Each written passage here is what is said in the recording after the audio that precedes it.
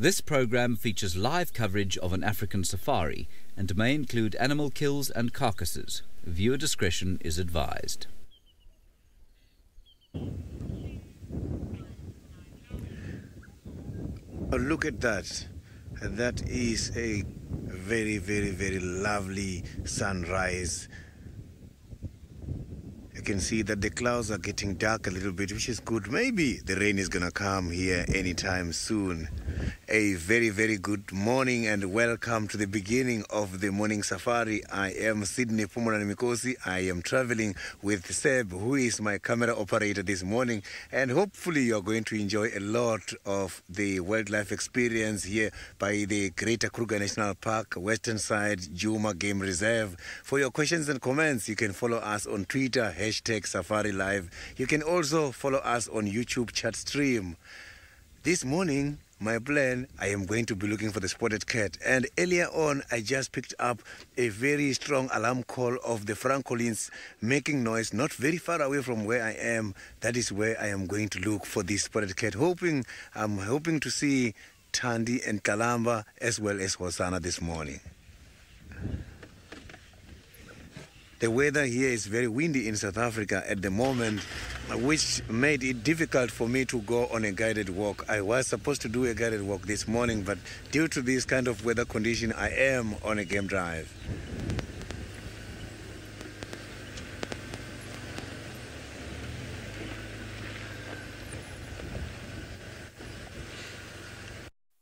I was coming from this side.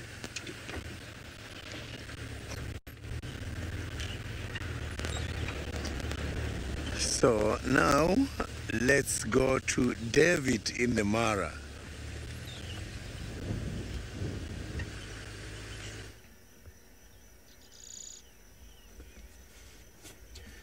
A very good morning, hello and jumbo everyone and everybody wherever you are, and welcome to a sunrise drive from the Mara Triangle in Kenya.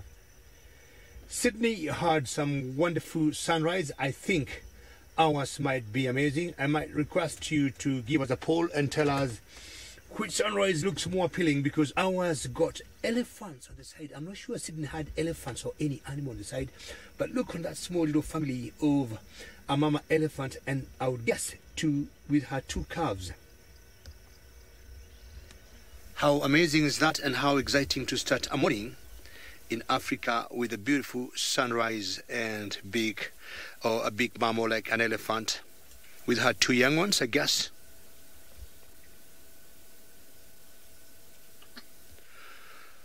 What a start, eh? And welcome everyone. As usual, my name has not changed. My name remains David. On camera with me today is Manu.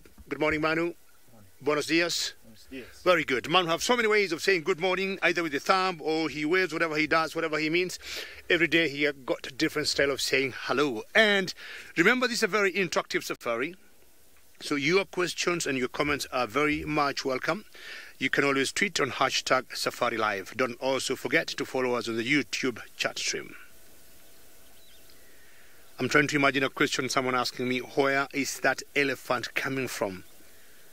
I got a friend of mine that I worked with some times back, and he lived in the city, he grew in the city, and he became a guide.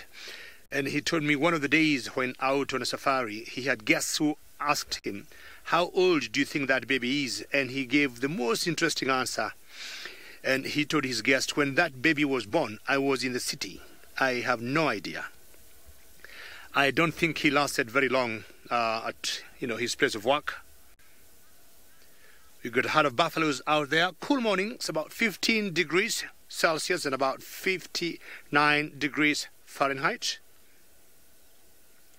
I'm trying to imagine those buffaloes wherever they are. They're chewing cud. They're quite a distance from where I am. But being cool now and buffaloes being ruminants, it will be time for them to just regurgitate what they ate yesterday and re-chewing it and then swallowing it for better digestion. It's a big herd. I'm guessing also among us that herd, there's another herd of elephants. How exciting this is. Ellies, buffaloes, all together.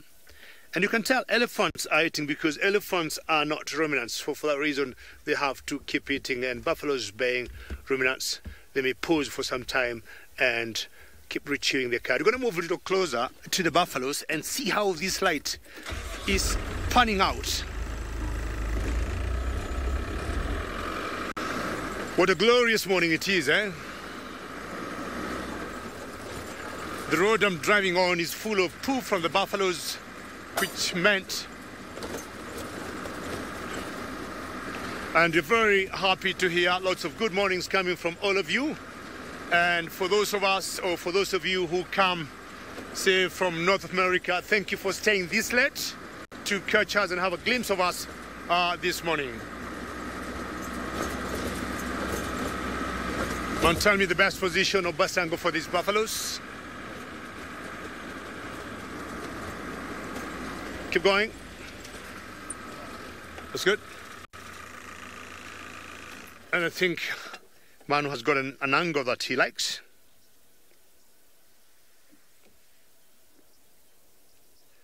And you can see most of these buffaloes laying down. And look at the pose of those two buffaloes, one facing the other way and the other one the other side. Keep chewing, keep chewing. You didn't have to stop chewing because of me. Very good.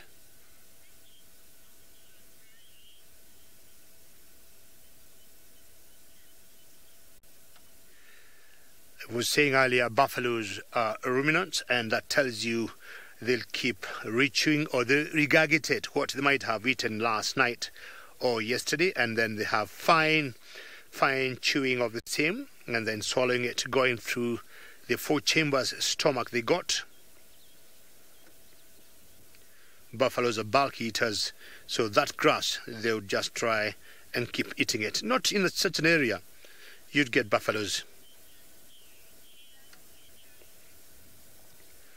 Very interesting posture, one facing one way and the other one the other. See all the beauty of the wilderness of the Mara. So this one's just a bit slow, but I believe whatever they are chewing cud. And apart from me and Sydney, there is the usual beautiful girl in South Africa, and I'm sure he wants to give his usual big smile to all of you.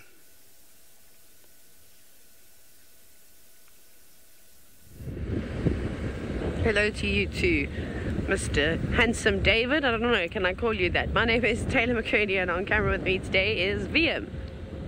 And I always feel awkward when David calls me that. Anyways, good morning everybody. It's very windy. It's actually unpleasant today as to how windy it is, and I think that the wind is going to carry on for the entire day. I saw that Hoedspruit, which is a small town not too far away from us, actually it's the closest town, I think. Yeah, a decent town where there's relatively large shops, those types of things, that it was going to be sort of gale force winds throughout the entire day. So that's going to be exciting, especially for trying to track first thing in the morning. I've already seen it looks like the roads have been completely wiped clean of yesterday's footprints. So we're going to try follow up on the lions. That's basically going to be our plan for the day, or for the morning at least. And I still don't know where the Nguma Pride went.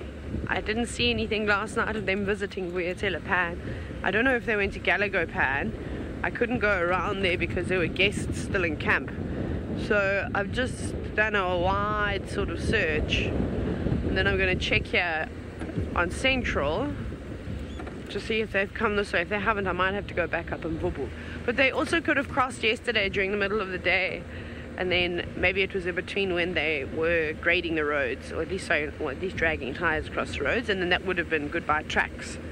There's not much we can do about that, unfortunately. So they could also be in Buffelshoek because no one has seen them. So we'll give that a bash. Looks like one Duggar boy was walking here last night. Chris, you've spotted my elephant gloves. Thank you, Sue. Sue came and visited us at one point, and she made me gloves. So now I have elephant gloves. And the other day I was complaining that my hands were cold. It was because I thought I didn't have any gloves here, and then I was digging in my boxes as I was packing my car up and moving rooms and things like that. I found them.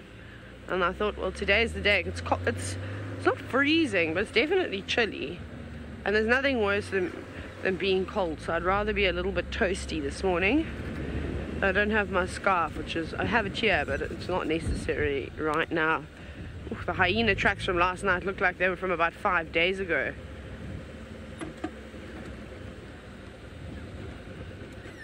Okay.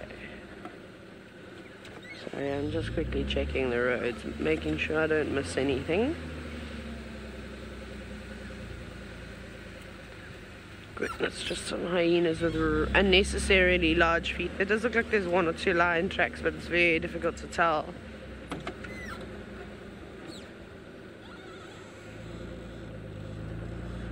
Yeah. A couple. Let me see if there's anything a bit better on the ground before I turn around. I mean, I don't really know where the 2 Mangan boys went last night. Okay, I think I'm starting to see 1 or 2 sets of lion tracks, so perhaps I'll need to go in the opposite direction. Maybe they're going towards the buffalo. Right, let's go back to Sydney to see how far he is. I know you said he's something about leopards this morning.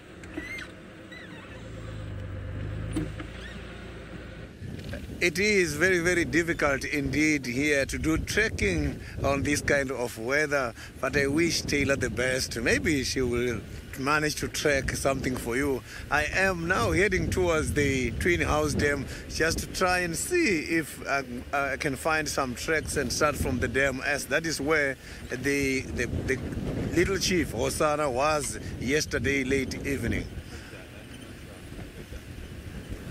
Twin Dam.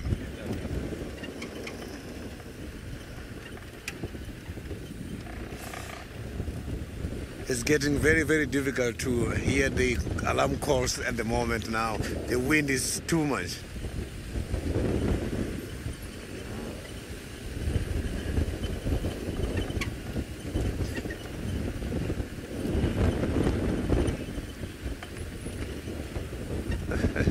Yeah, it is very much windy indeed here. So it means today I'm going to have to rely a lot on my eyesight, assisted by my sense of smell. But when the wind is too much like this, it's not easy to pick up fresh scent. So I'm going to battle a little bit.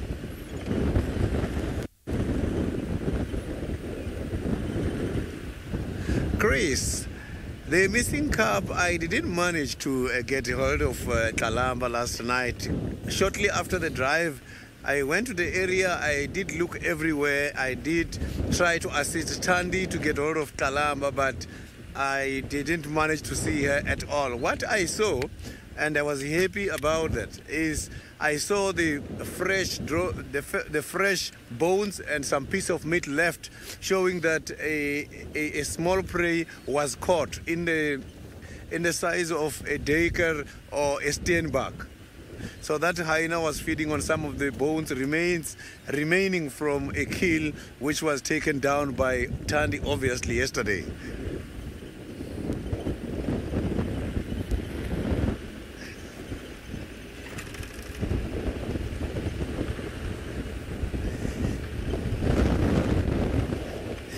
It is a very big relief. I was very happy to see that, as I was very much worried yesterday when not seeing Kalamba. So I am heading there now to the very same area in order to kickstart my trekking activities, as I really want to see Kalamba herself.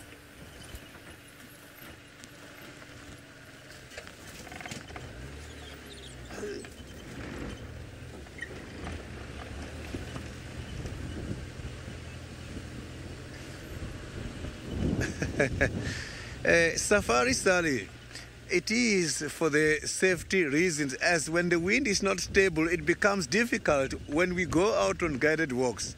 We have to consider the wind direction, and if the wind is not showing one clear direction, it becomes difficult. Otherwise, that is going to jeopardize the whole crew.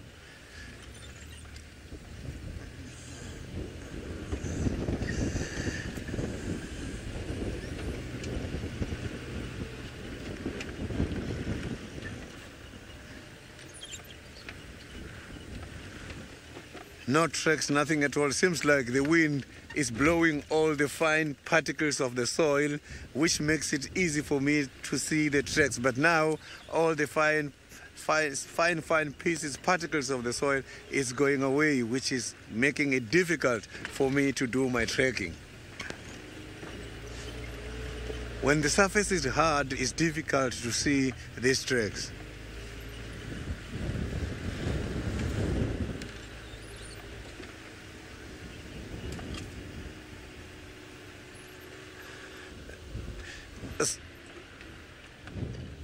Scott, I can say there are no real big concerns about not seeing Kalamba, as this has happened before. It is not the first time it's happening, and it also happened the other day while I was on a sighting. When Tandy left Kalamba with me, got disappeared, and then Kalamba suddenly got disappeared, and when Tandy came back, she was just not there. And Tandy did look everywhere, and until she managed to find the Kalamba herself. Kalamba went to the private property towards Torchwood that day.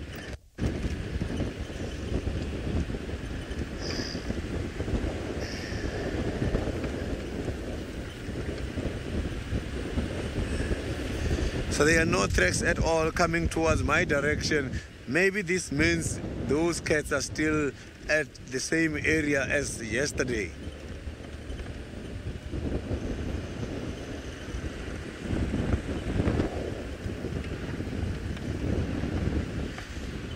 So now let's go back to David for the updates.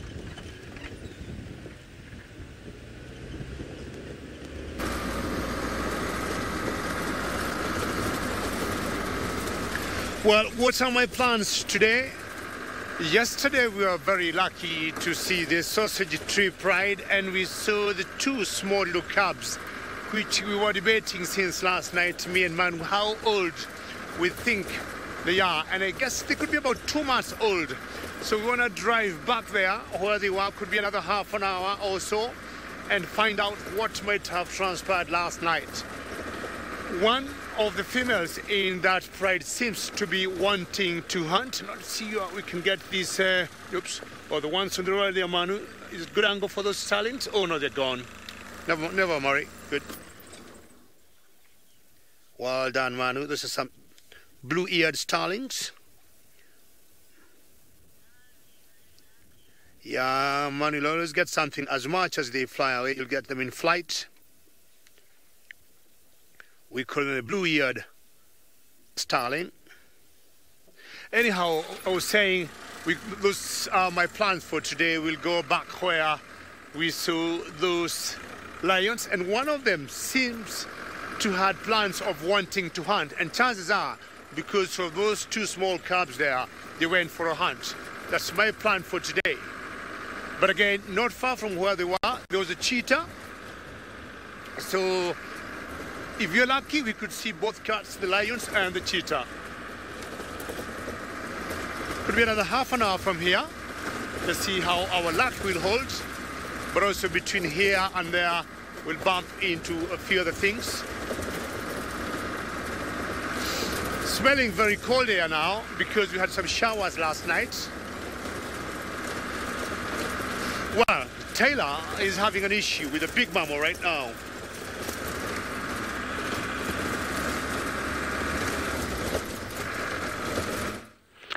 No issue just yet. We're just conversing with a whole herd of buffalo. Hello, buffalo. Who are not particularly impressed this morning because of the wind, as you can imagine. But it is very pretty with the different colours that are... Well, I suppose actually it's getting lighter. All the colours are disappearing now. Also, I don't know if all the buffalo are here from yesterday, but they've definitely moved slightly further west from where we left them. So I don't know if anybody disturbed them, that they came down this way in a hurry. And we will also basically be working backwards, and we'll try and end up back at Buffelshoek Dam and just check a whole lot of these drainage lines. We're checking Yard Road North and South, perhaps Drakensberg North, and all those areas to see what pushed these buffalo this way. Because when we left them last night, some of them looked like they were getting ready to settle down. Hello. Can you imagine if we stared at people with food in our mouths like that? The looks we would get.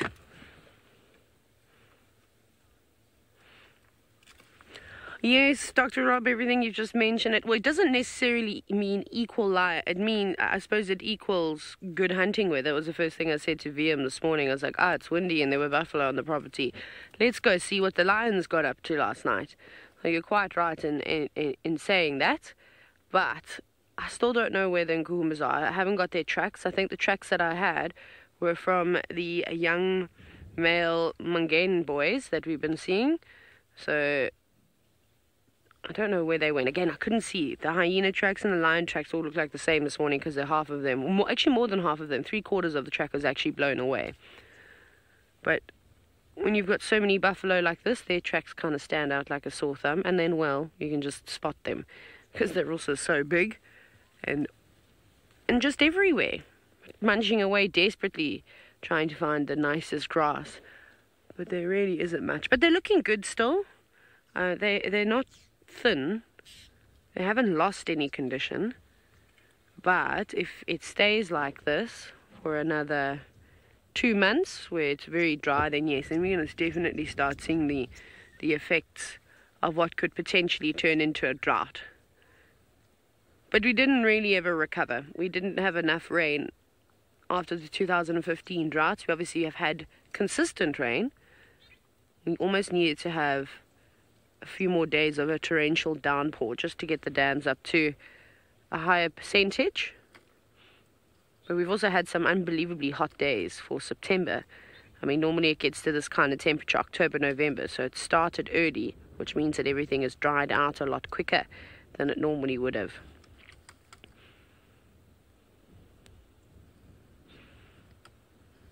I'm not very impressed that they're all keeping an eye on us. Oh, Nancy, sorry, I was going to point it out to you, but we were really talking about something else. The bird that you were talking about was a magpie shrike. I'm just trying to see if I can see any more. I can't, but it's not unusual. Go forward to see them. I can hear it. Or is that a drongo? We just want to get a bit of momentum and roll forward. See, that's not a magpie shrike, but there's a drongo sitting up there. So pretty much within a buffalo herd, you'll see a variety of different bird species. It's a great place to start birding, I suppose, while you're watching mammals. So like I said, that's the fork-tailed drongo. Then you'll often see oxpeckers on buffalo. And there are a few of them. I can hear them. I don't think that they're feeding at the moment. I think most of them are just trying to keep warm. And then you'll also see things like starlings, wattled starlings following buffalo herds, even Cape glossy starlings, cattle egrets. David will be able to show you the cattle egrets in the Mara. We don't have them following the buffalo down here. I've actually never seen a cattle egret here in the Sabi Sand. Never. Not even once. Okay, we're going to just try and make our way through this herd of buffalo because I want to go and check those places where the lions could have gone and where these buffalo have come from. Do you guys mind if I just like roll through here? And big herds of breeding herds of buffalo like this are typically fairly relaxed. I'm just going to move through slowly. I could drive through. They are going to run just a little bit. They'll just move off the side of the road. It's okay, Buff. I'm going to let you guys carry on with your day. See, this one's not that bothered. But they are going to be a little bit jumpy today, and they're just going to keep watching us because of all the wind. Must remember. Listen, now you can hear again as it opens up slightly. They've got a good spot there. It's very sheltered where they were in comparison, even just to a few feet away from them. So they're not going to be particularly happy with anybody today. At least they were quite nice to us though. Not happy when I started moving towards the end, but we've got to go. Okay, I think we're going to go up this way. Let me see which road the buffalo come out. Okay, just going to quickly figure out whereabouts the buffalo came from, if they came from Nyala Road North or if they came from Central down that way. So off you go back to Sydney, who I'm not sure where he is, but I'm sure he's in the same area where he last left Tundi. I am right now at the beginning of the Lead Wood, which is the road heading towards where I have left Tandi yesterday. So I'm going to now begin with the search of Talamba and see if maybe Tandi won a battle, won her hunt yesterday looking for Talamba. So now you can see I've got one of the lovely animals there trying to get something to eat for the morning. So look at that male giraffe. Why I'm saying it's a male giraffe is because I saw that the knobs, they are very much thick. The knob on top of the head, they're looking very much thick, and they don't have hairs on top. And that is what is making me to say this is a male giraffe. And also the darkness of the colors on the side of the bodies is serving as a confirmation that this is a male giraffe.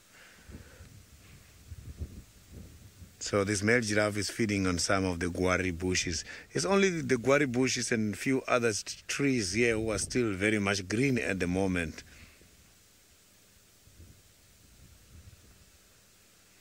So what we are seeing now, the male feeding with the neck bend is done mostly by the females. Females, they prefer to bend the neck, and the males, they prefer to feed while they're standing.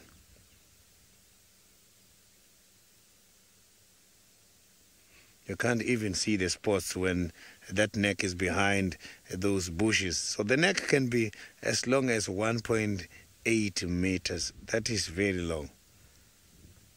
So if you can check, the size of the neck is more or less the same as the size of the legs.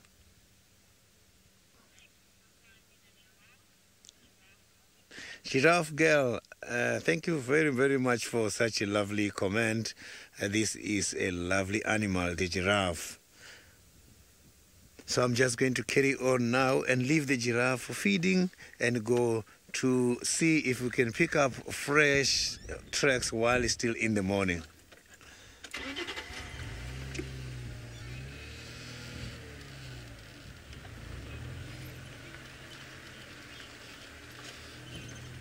Okay, look, the hyenas are becoming very, very common here in Juma these days, as I have been seeing the hyenas almost every day.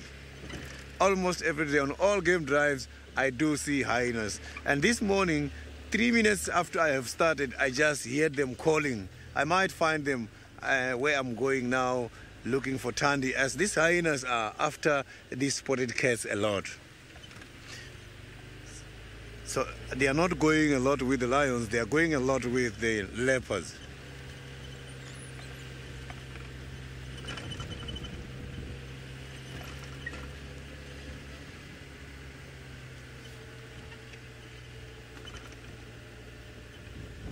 Lawrence, yes, there are some of the specific trees the animals such as giraffes cannot eat at all.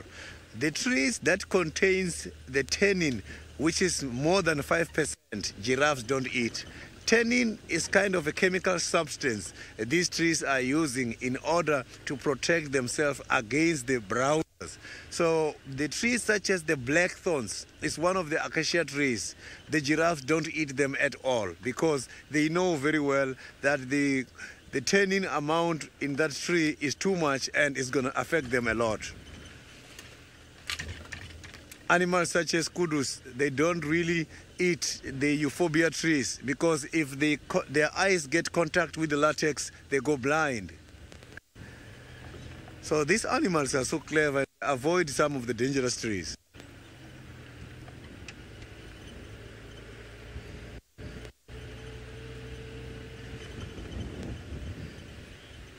So now let's go back to David, who is now looking for his lion.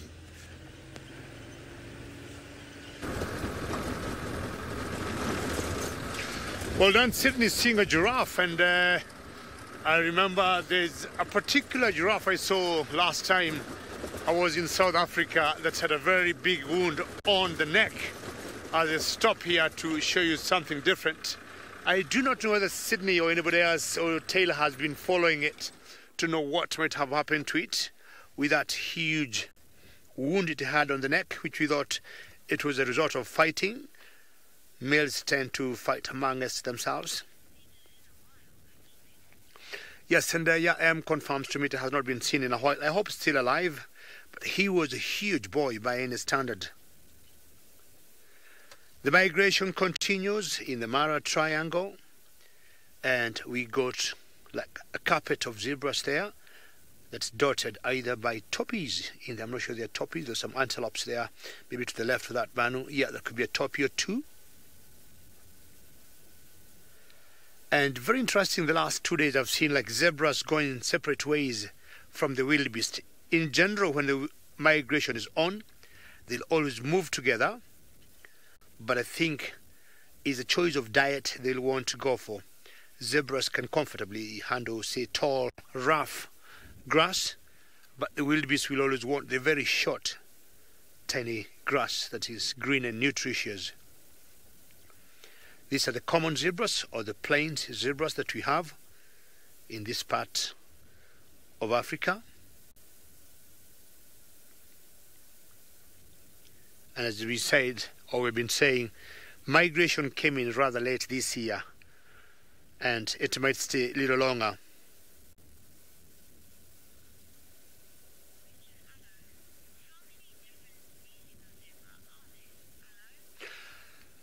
Hello, in Kenya in particular, we got two species of zebras. We have this one here that is called the Bachal zebra or the common zebra.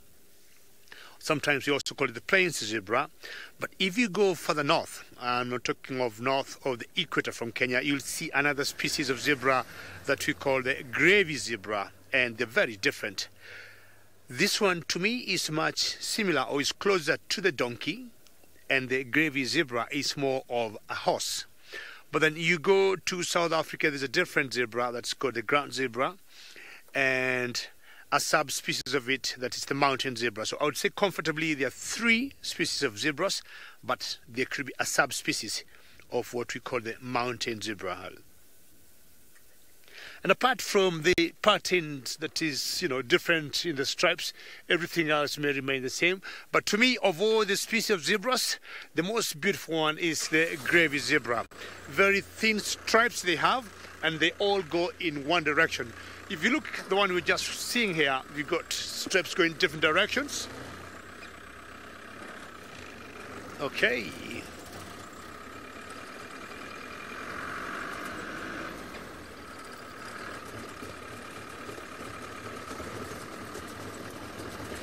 Anna Marie, very interesting question. I'll not give you a very interesting answer because we don't have jacoberry trees here, and I'm sure the moment we'll go back to South Africa, either to Sydney or to Taylor, they'll give us a better answer for your question. I do not know what tree I would compare to the jacoberry tree here. Trying to think. There's one tree that we call the Ras netalensis. That would be the tree that would be similar to the jacoberry tree, Anna Marie. But right here in Kenya, we don't have the jacoberry trees. So my plans continue to the sausage tree pride. I'm just crossing my fingers. We're going to see them, and especially those two small little calves. At that age, those lions must be hunting. And very close to where they were. There were hundreds, if... I'm so convinced something happened last night. I've been seeing some eagle here, not sure if we're going to fly away.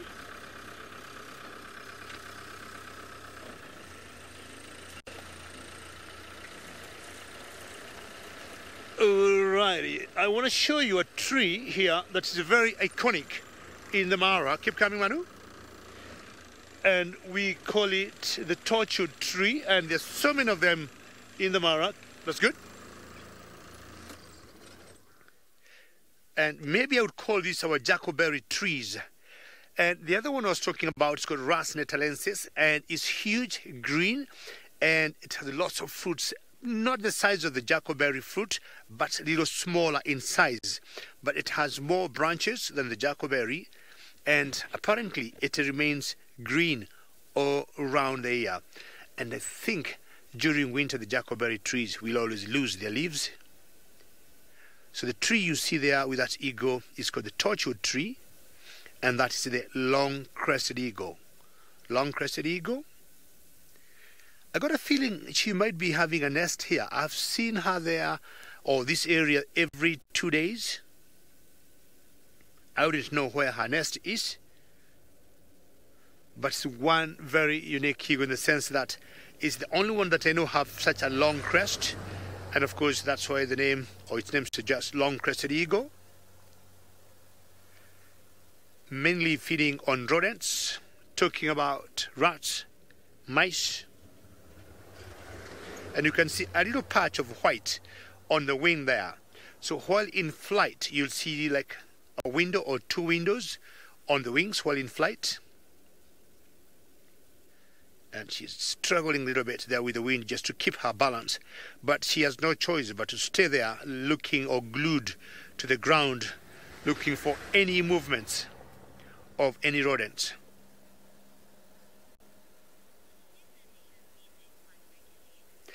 Yes, and I think Em has been following this, and Emma have noticed, I've seen her, every 2-3 days. So either, as I said, she could be having a nest not very far from here, or she has found some nice feeding ground. Because if, these birds in a particular area will have food for them, they tend to keep coming there. You can see the yellow eye there, which is very characteristic of most eagles, and a very hooked, sharp beak. They may need to tear their prey before they eat it, be it a rat or a mouse.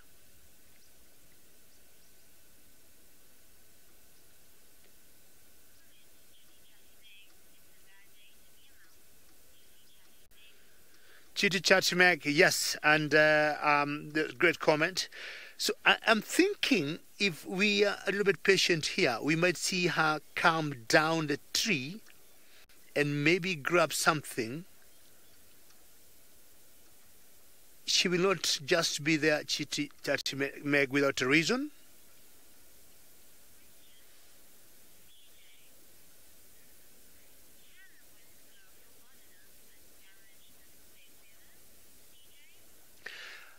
So we don't have winds blowing so hard here, maybe even to fly or to get that eagle out of there, or even bring the branches of that tree down. We rarely get those storms or like hurricanes maybe that we hear, like in North America. The wind is just great, big speeds, but nothing to worry. You can see she's holding there and not worried that the wind might bring her down. But if the tree gets a little older, we'll see or notice the branches falling off if the wind is pretty strong. Now she has to get a different posture for balance. But still, you notice her eyes are still ground or glued to the ground to see any movement. They also go for skinks or other reptiles like lizards also, if they happen to see them moving.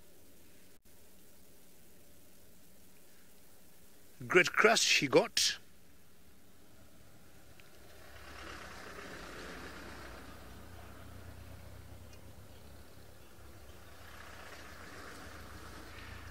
All right, you need to balance yourself very well. Make sure the wind doesn't blow you down, and we'll go. Oops, she's going down, down, down. You see the windows I was talking about on the wings, but I don't think she'll be very lucky to get something. We're going to move on now and find out how Sydney is doing.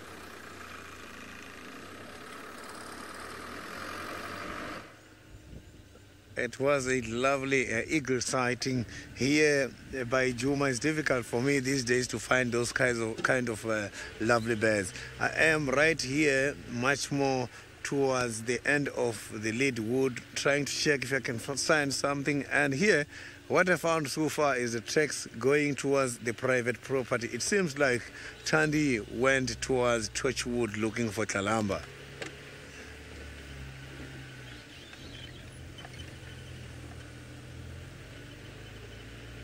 So I'm trying to check this whole area here, just to see if maybe she's coming back or she came back again from the other angle.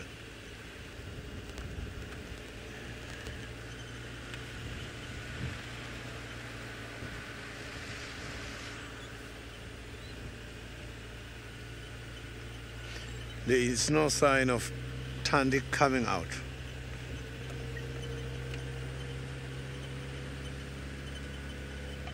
No sign of Tandy coming out here at all.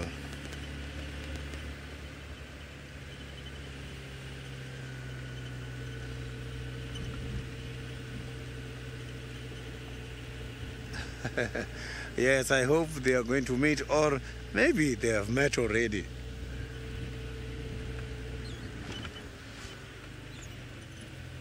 So it's always lovely to see these two together. Oh, you can see the water bug is just standing right here.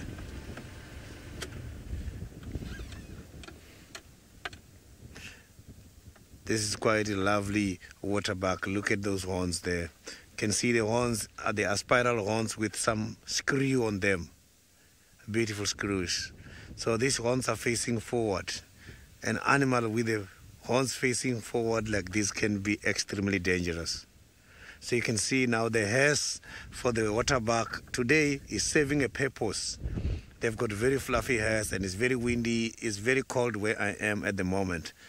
So the water bugs, the males, for them to demarcate the territories, they don't use urine and droppings. They rely on their own body smell from what is called the subcutaneous gland, a gland which is responsible in order to secrete the grease in order to prevent waterproof on these hairs. I know quite a lot of people, they've got a common belief that the predators don't really like to eat the water bug. Let me tell you something. This gland I am talking about with the water bug is a gland which has got something to do with the waterproofing. It has got nothing to do with the meat taste. So the predators do eat the water bug only if the meat is contacting the outer part of the skin of the water bug. Yes, it will have a little bit of the unpleasant smell. So these animals, water bugs, they cannot go for more than 2 kilometers away from the nearest water hole.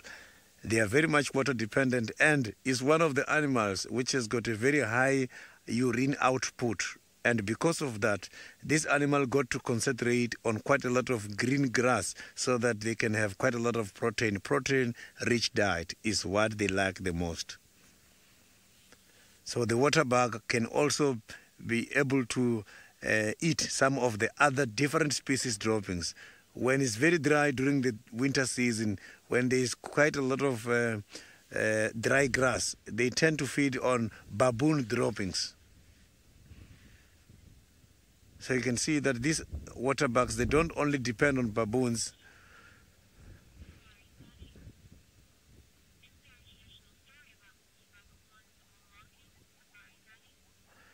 Safari Sally, there is a story about the water bugs droppings. There is a story about the water bugs lying here at the back of their right at their back. They've got a round line which is like a toilet seat, which is believed that long time ago the water bug went and sat on a wet toilet seat. That is why this water bug has got that kind of a line there. So I'm just trying to check here if there's other water bugs nearby, but I can't find more. It's only one. It's very much rare. So normally they walk in a group as a bachelor or a breeding head.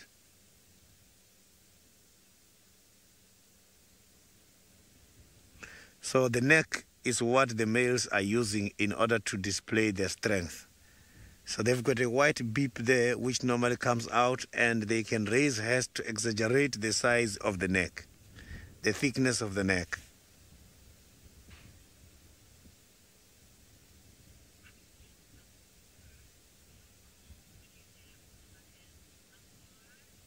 This must be one of the old water bugs, considering the length of the horns and the space between the horns. I can promise you this one, he might be older than 10 years. He looks very big to me. He looks very old.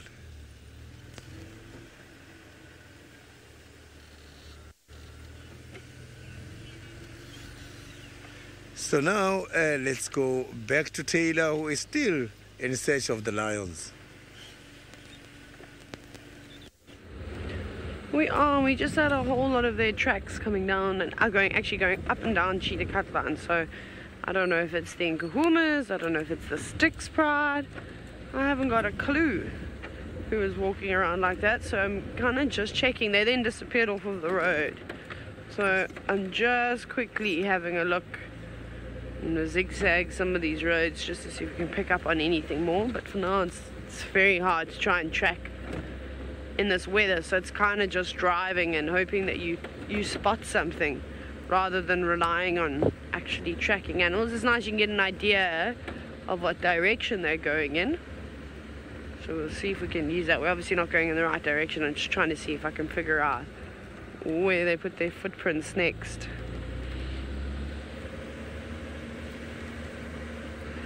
We're wondering, I found out if someone will know the exact date of when the Birminghams were last seen. We kind of stopped seeing them when I was in the Mara last year, and then when I came back I think I had a brief glimpse of them. I think I saw 3 of them laying up near Mvubu Road, and then that was the first and last time I saw them. So that was towards the beginning of the year. I don't know when exactly we stopped seeing them. I think it was around March, April, something like that. So it's been some time since they've last been up here, but again, there's no need for them to come up here anymore. That's nice. They've got cubs up in this side that will carry on their genes, and then now they're spreading their wings a little bit further south. It's important that they keep moving around, but there aren't really any proper coalitions in the Sabi Sand. Well, there are, but they're few and far between. They're kind of like all coming to an end of their reign now, so it's nice for these younger males that haven't got places to go to come here, as long as they stay here and don't you know, bounce from place to place.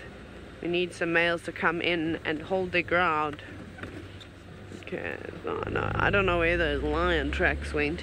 They're basically going towards Sydney, but they just scooted off the road before we got to Sydney. Caroline, perhaps you missed yesterday morning's safari and last night's safari. Those 2 mangy lions that we saw with the Nkuma Pride are not part of the Styx. They are indeed part of, well, from the Mangeni males, and apparently Tristan was telling me, because I don't know much about them, I've never seen them before. Apparently years and years ago they used to hang around with a tailless Salala lioness, so they were part of that, and then there were 9 sub-adults that were together. Apparently their mother left them at about a year old and left them to fend for themselves, which is quite hectic. Must have been new males or something coming in the area. See, I've got lion tracks again going up and down. Let's just check here carefully. So yeah, and now there's seems to only be 2 of them left, but not surprised there at all that that obviously the bigger coalitions of lions have taken them out one at a time, or maybe some of them died from hunger, who knows. I don't know what to do. There's just lion tracks everywhere, but I can't tell which ones are fresh and which ones aren't. I know there were no lion tracks here yesterday, so this is all new, but I can't see. Where did you go? Can someone just lift their head up or walk out onto the road so we can find you easier? Very difficult to kind of say what's going on. I don't know if we didn't see anything on Inyala Road North, so my mind is just trying to figure this all out. I don't know.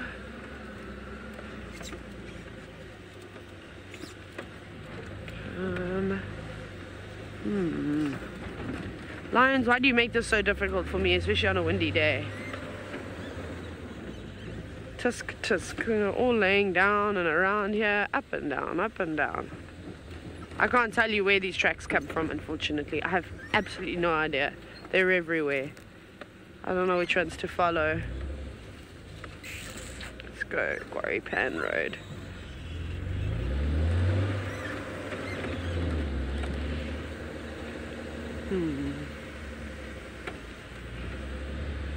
Yeah, I think relying on tracks today is not going to be the way forward. It might actually slow us down slightly. But let's go to Sydney, who's also trying to decipher what happened last night. I am now leaving the area as I am very convinced that Tandy went towards Torchwood. Now I will be going back towards the Twinsdam area to try and see if I can reallocate the tracks of Hosanna for last night. As yesterday, shortly after the drive, I saw Hosanna just by the Twinsdam, very relaxed there. So I'm hoping to see the little chief now. I thought I was going to see Tandy and Kalamba first and end with Hosanna.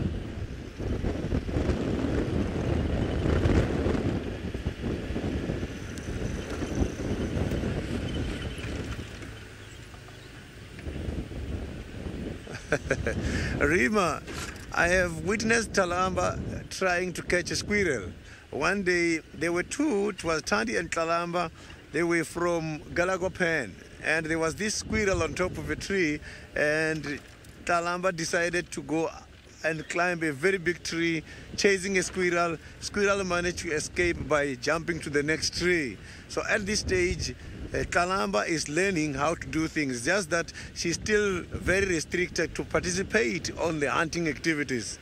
So only when she's older than a year is when she will start to participate. But in order to do hunting for herself, she has to just be at least older than 18 months.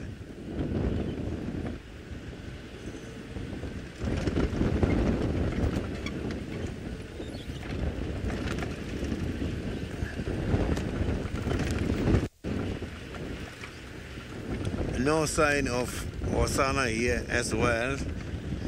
So it seems like Hosanna is much more towards the Juma area, somewhere around Twinsdam, Treehouse Dam.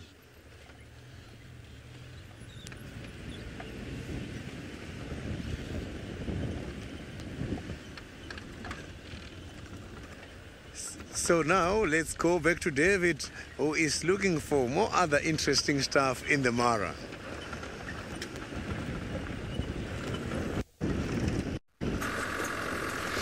Well, I'm getting close to my destination. Not yet, not very far, because every few minutes I get interrupted by either zebras or wildebeest crossing the road from one side to the other. And I'm coming now to a very huge herd of wildebeest, and this is one of the largest herds I've seen here the last couple of days. Manu, let me know. Keep going.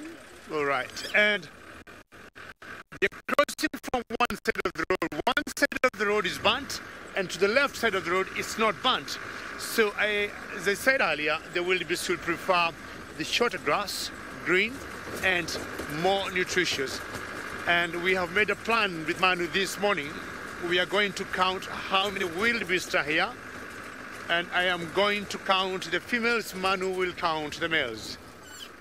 So, and to all of you viewers, we also request to come and join me and Manu on our count and send your polls on the estimate of the number of wildebeest you think we are going, or Manu is going to pan for you, because you have such glorious light in the morning. Comparing this to the zebras we saw earlier, which were eating much rough or taller grass, you notice these ones are going for the very short one. It's much green. After it rains, once an area is burnt, this fresh grass shoots up.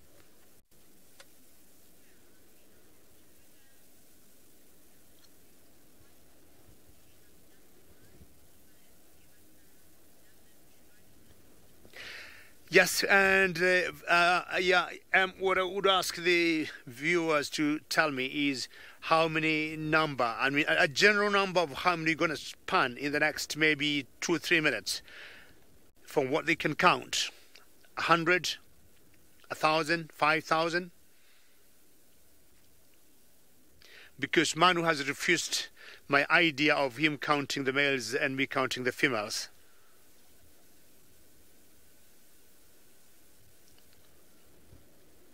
How fantastic is that? So what you see there is the wonderful savanna, which is open grassland with scattered or a tree here, a tree there, or a small bush, a bush there. In general, always on the move, unless when it gets very hot, then they'll stop and pause and eat, or just slow down.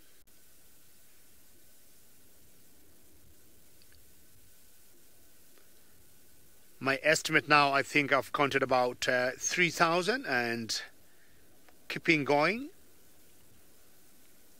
In the background there, that is the Ololol escarpment. And you can notice we're just crossing the road there. When we talk of the Mara Triangle, for those maybe who have never joined us before, the Ololol escarpment forms one arm of the triangle. The other arm of the triangle is the Mara River, where most of these beasts will always cross once in a while. And the other arm of the triangle is the boundary between Kenya and a country south of it called Tanzania. That's how we end up with the Mara Triangle Game Reserve. So that's the Ololol escarpment. For anybody who might have watched the movie Out of Africa, it featured very prominently. Manu, what's your count so far? Manu is on 5,000, I'm on 7,000. So let's see.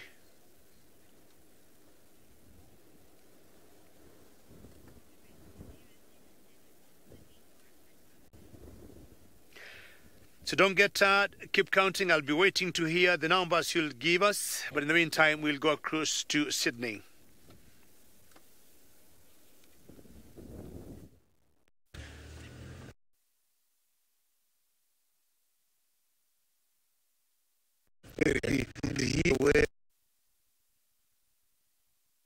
But they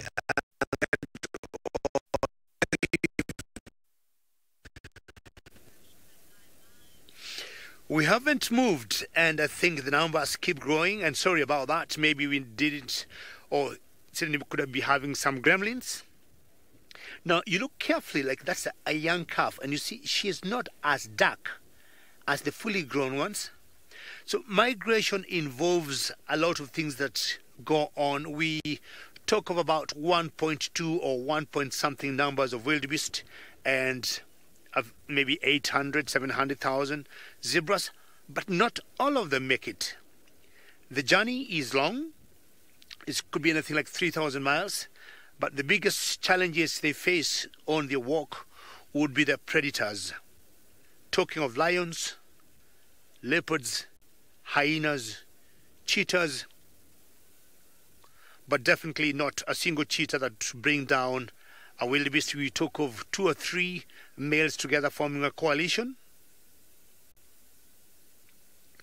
Occasionally they face drought. It's not easy when the weather conditions are not very good and not enough to eat. A few of them definitely will die on the way.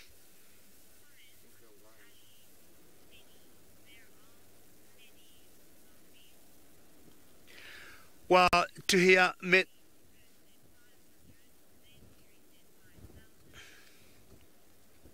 I'll take all your numbers, 500, 5,000. Thank you very much. Keep counting, don't get tired, because what we're showing you is not the ones we showed you before. Oh, there's a leopard there. There's a leopard there moving. You see a leopard in the background there? That's a leopard there running. So we're going to go through and... Mbele. Tuingie hapa. Eh? How lucky. It's very unusual to see a leopard in the Mara and just running in the midst of the wildebeest. Not sure it might try to hunt. Keep going. All right. How exciting this will be, but I doubt she would bring down a wildebeest single-handedly. But let's find out what happens here. Keep going, Manu. Just hold on, guys. Don't go anywhere. Manu, hold for your life. Hold your seat.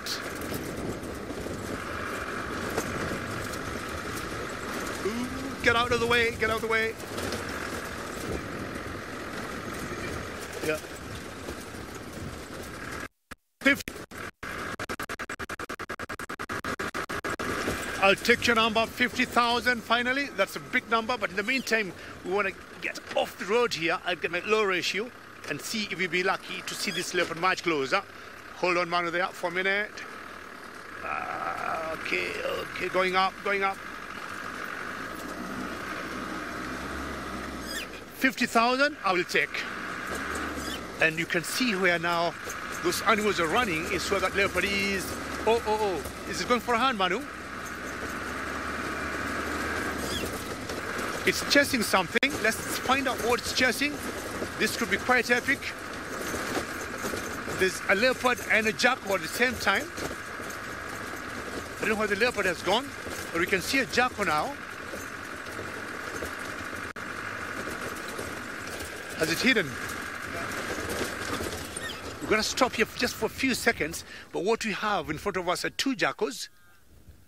Either the leopard has gone hiding somewhere, but now we've got two jackals there. We think the leopard could be in that bush, and not sure whether the leopard caught something or not, or it's hiding, but you can see there's a jackal there. And definitely if the leopard caught something, the jackals will be waiting for whatever it caught. Jackals will also hunt for themselves, especially if they hunt fawns of impalas or small little antelopes. But I got a feeling that leopard could be in that bush. And you can hear the jackals either backing for the leopard either to come out. So we'll slowly see whether we can sneak to that bush where I think she could be. Let's just slowly do that. And that leopard could be in there. Maybe she caught something, who knows? Let's slowly go there. The jackals are looking right inside that bush, and chances are that leopard might have caught something, and if it did, it must be a calf of a wildebeest. You can hear the jackals back in there. Let's slowly get close to that bush. And I think that leopard could be in there. We just lost it as it was running in the midst. Keep going. You can hear the jackals backing. Slowly we're going to find out where she has gone. It's going to be very mysterious if we miss that leopard.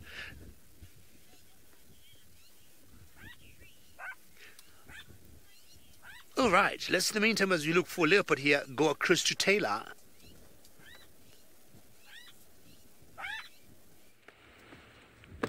Yeah, very exciting stuff, David. It's very impressive with everything that's actually going on. Now, you were asking about jackalberry trees earlier, and you said that rightfully so, you don't have any jackalberry trees in the Mara, but I think you've got the giant Diospirus, which is the same type of tree that we're looking at now, and you can see that the chakma baboons are having the time of their life. And why not? When there isn't much food around at the moment, this tree is like a jackpot for them. And they're going to... Oh, hello.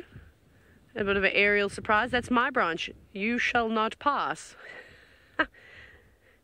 I feel like there's more than enough fruit to actually go around for everybody, but they are quite greedy baboons and vervet monkeys. They're very funny to watch when they try and stuff themselves as full as they could possibly get. They want to have everything. Look how nimble they are too. I wish I could gallivant through a tree like that, but unfortunately I'm far less coordinated. But that's epic. Look at them go. Now I'm jealous because I wouldn't mind eating a few of those jackalberries. They're very tasty, but maybe not after the grubby hands of the baboon have touched them all, because I don't know what they've been touching all day long, and I'm sure I'd probably get a little bit sick. They're looking for all the ripe ones, so they're not taking all of them at the moment. Some of them are still quite green, So they won't be eating those ones, especially when there's an opportunity to feed on the nice ripe ones. So anyways, over the next couple of days, I think this tree is going to be filled with all sorts of animals, from birds to, of course, more baboons and I think vervet monkeys. So this kind of actually helps you a lot knowing what trees have got fruit and what don't. Because if you do hear alarm calls of things like baboons or vervet monkeys, you know that they're going to be foraging in an area like this rather than...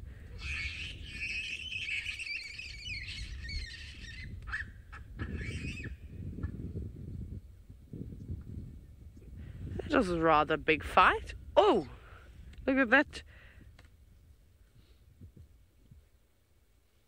Not very impressed with one another. That was cool. It's not for the other baboons. Some did something it didn't like. Otto, yes, the fruit is absolutely delicious. It's so sweet. Not when it's green though, then it's fairly bitter. However, it kind of, the texture is weird. I don't know how to describe the texture. It's quite stringy, but it tastes like a lychee, a grape, and a variety of other things, but with quite a sugary sweet sort of substance. And kind of when you eat it, like I said, it's quite fibrous. So I don't know what texture to kind of describe it as. It's kind of fibrous like that, and also with like a sort of pulp at the same time. It's bizarre. You can make a jam out of a lot of different fruits. I mean, they make it not just only out of jackalberry fruit. There are 5 big seeds in it though, but they'll also make fruit from the marulas. That marula jam is my favorite. I think it must be quite the process to remove all the seeds from the jackalberry fruit. This is awesome. Especially that one that keeps bullying everybody else.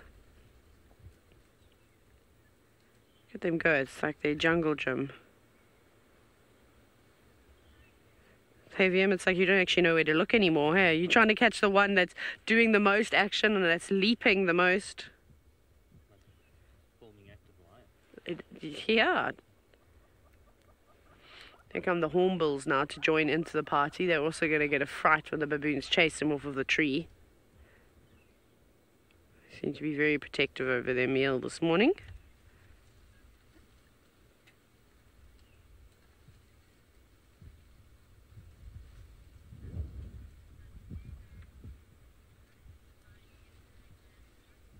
This is amazing. Right, off we go back to the Mara with David to see if he's managed to relocate that sneaky spotted cat.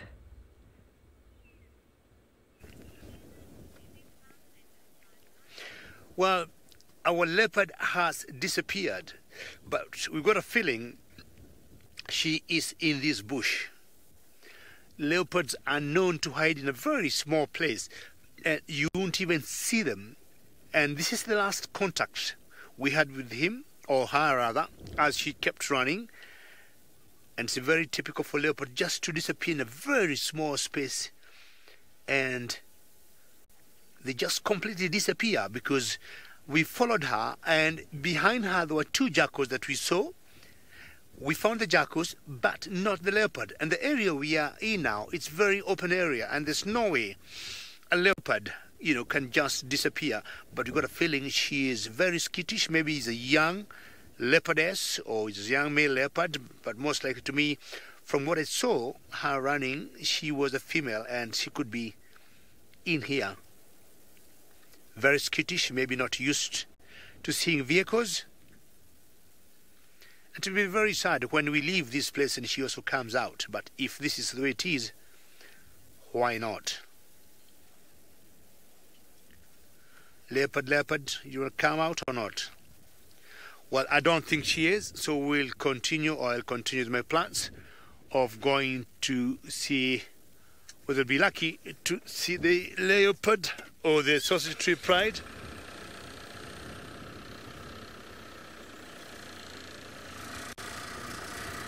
Victoria, I think you're right. And to me, when I say she, as much as I wasn't able to see or to know that she was a she or a he.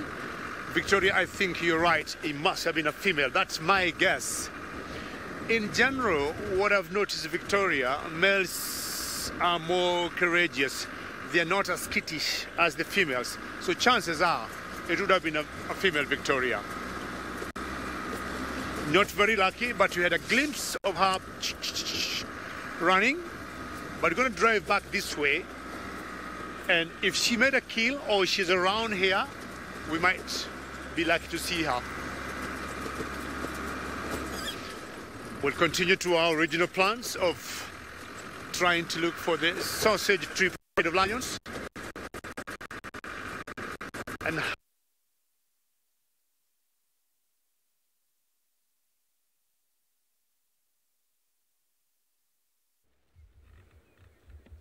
oh no, sorry about that, everybody. Pesky, pesky gremlins. We're still sitting with the baboons because this is just epic to see something like this, and especially so many in the one tree. And for those of you that are fairly new to watching SafariLive, it's not often that you get to see the Chakma baboons so still and willing to cooperate. Normally they see us, and unfortunately there hasn't been the greatest relationship between baboons and humans as with the rest of the animals. And they become quite a problem around camps and homes just out in the wilderness. And because baboons are exceptionally intelligent, you know, they figure out how to open doors, they'll pull open fridges, and they're very powerful animals too. So they'll come through and raid homes. So over the years, people have been shooting baboons because they consider them pests. Anyways, I don't think that they're a pest. Yes, they can be a nuisance, but you can, of course, lock your doors. Although there was an incident, and I'm sure Tristan told you lots about it, quite a few incidents where the baboons kept breaking in and they became very destructive around camp. They were pulling the sliding doors off the railing, it just goes to show you how strong they actually are. So with that all being said, you can imagine the baboons normally run away. We don't shoot the baboons. We just let them do their own thing, and then we try our best baboon-proof all the rooms and things like that, to try and just keep them out of they're very clever minds out of our living quarters. Indigo girl, most certainly they can be exceptionally aggressive, and we're even seeing it in the troop every now and then. They all look like they're going down, and that's because I suppose there's a lot of competition amongst all the members.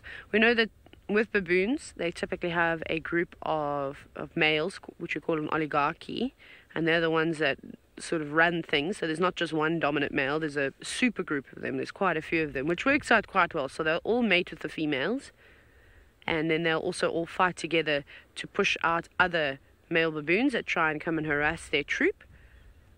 And they're very intimidating. When they show those teeth, they've got exceptionally large canines that are even bigger than lions. So yes, they can be aggressive, and those that are lost their fear for humans are the most dangerous kind.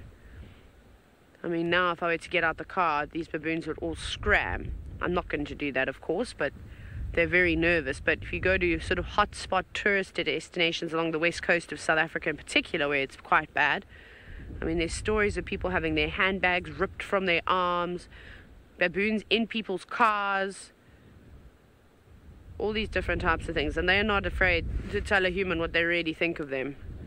So you really need to be careful, because they are exceptionally dangerous animals. I'm just glad we got the opportunity to sit and watch them. It's been a very long time since I've been able to do this. David, I think the things that are going to be hunting these baboons the most is probably leopards and perhaps some really big eagles, maybe tawny eagles and martial eagles and things like that. Crowned eagles, we don't really see crowned eagles here. So yes, leopards would most certainly go after baboons. It's actually not uncommon to hear the screams of panic coming from the baboons in the middle of the night because the leopard has found where they're roosted and has decided to go up the tree to catch one. But saying that, leopards also kill a whole bunch of, baboons also kill a whole bunch of leopards. I'm really sure Little Bush, who is a leopard down further south, and also Mvula's mother, if you don't know Mvula, he used to be a leopard that roamed around here. Anyways, I think one of her cubs was killed by a baboon once in 2015, which was very sad. Anyways, so yeah, so that does happen. So they need to be very, very careful. It's all starting to settle down now. I think a lot of them have eaten as many jackalberry fruits as they actually can. But they'll still just keep going. Like I said, they'll just keep stuffing their faces. They won't stop.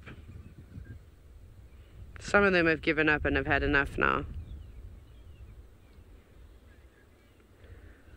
Now, we haven't had much luck in the cat front here at Juma, but who knows, maybe Sydney's going to change that.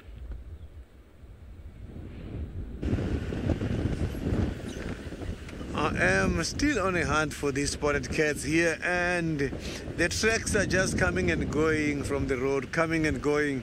So I hope to find any of these cats. I've been to Wetingana, caught a warthog earlier last week, and there as well there is nothing. But there's quite a lot of tracks of hyenas and other leopards in the area.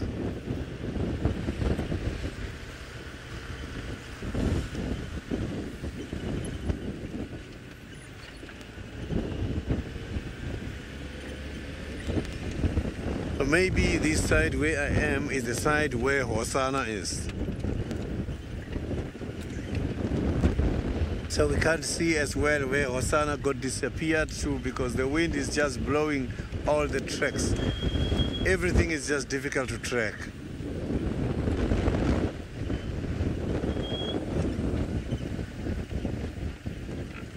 Yeah, this wind is very much strong.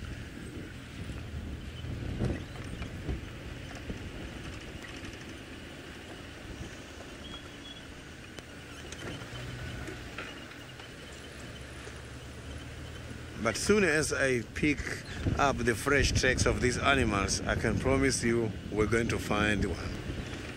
We are going to find one.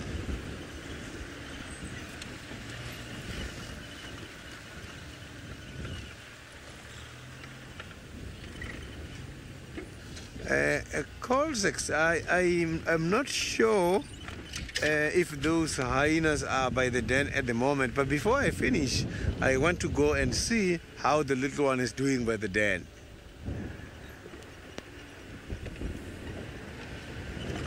So I haven't seen Croaky for some time now.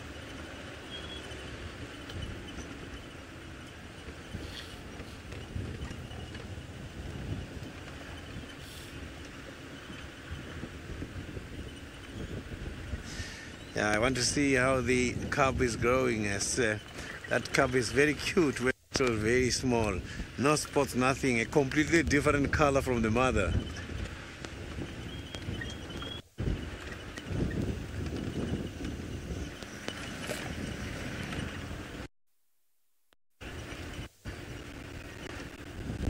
So now let's go back to David in the Maron Sea.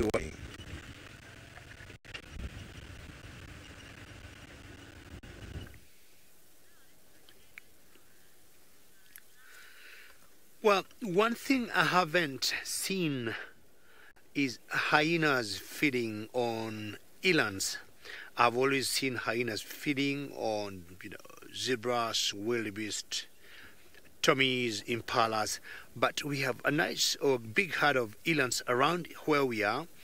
And I was talking about migration earlier, and migration is mainly zebras and wildebeest, but also we have a pretty big number of elands that tag along with them. And the last few weeks I've been out on safari every day. This could be the largest herd of elands I've seen, because in the Middle East also they have their young ones, calves. You notice some are more brown and some are a little grayish. In general, the grayish ones are the males, and the females being a little light and brown in color.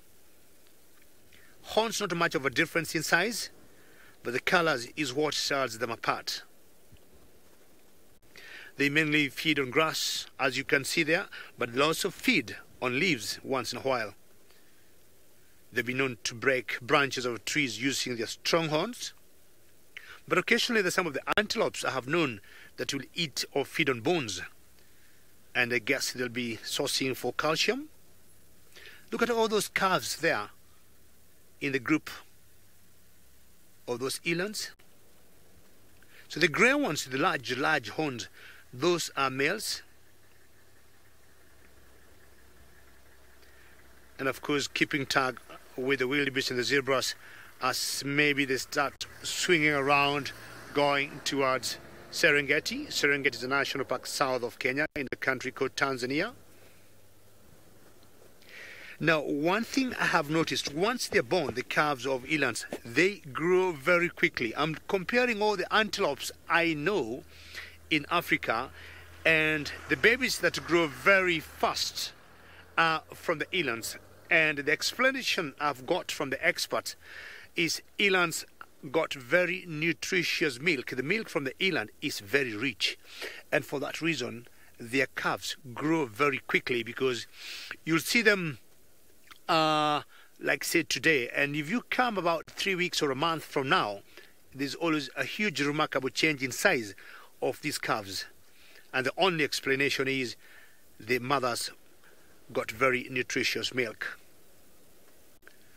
Not once we have had also experts recommending for those mothers who will have the babies and don't feed them on the milk, they go for eland's milk. Ravinda, I haven't had elands, mooing like cows, but that's a very good question. I have never had. It could be possible that's one of their calls. And personally, I haven't had them moo like cows. I haven't had. But what I know, Ravinda, elands got better quality milk than cows by far. I don't know what that means.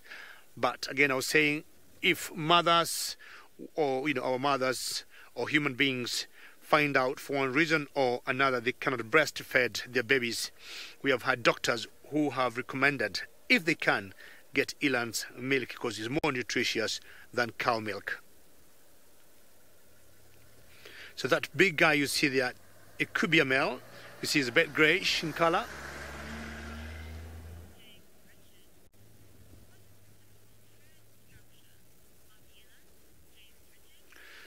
James Richard, always a pleasure to hear your name. And elands will have mixed, mixed groups in them, males and females. And of all the males you could see there, like for example, that you see in the middle there, James Richard, that could be the dominant guy.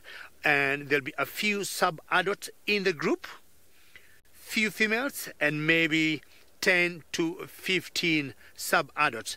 But during migration, you'll see so many males of them together, and more females than males in a group. But very rarely, once they get very old, you get the males living on their own. From the village I come from, you'd hear them at night, and you could hear like clicking sound from their knees, and you could tell automatically any animal you hear click, click sound at night, chances were they were elands.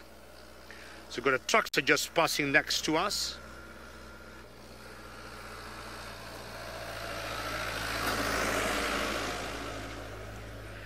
Sorry about that, but they'll always try and improve the infrastructure.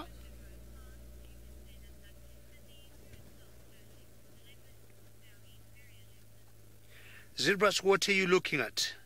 Are you looking at our elusive leopard that just we saw for a couple of seconds, then it disappeared?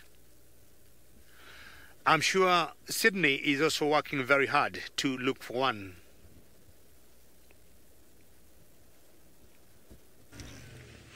Yeah, I am just trying to confirm some of the tracks here on the ground. Just want to check if these tracks are... Yeah, there's some tracks here going that way. So I can see these tracks are very fresh because all the other tracks, they are blown by the wind. So this cat is heading towards that side. So we are at the right direction at the moment. So the chances of seeing these cats, they are very, very much high. So at least now I'm gaining quite a lot of confidence because I can see that we are getting there.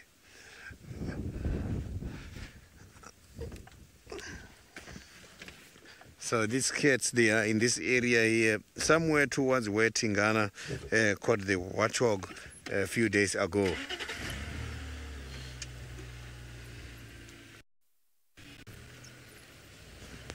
So I just have to be very careful and check where these tracks went off the road.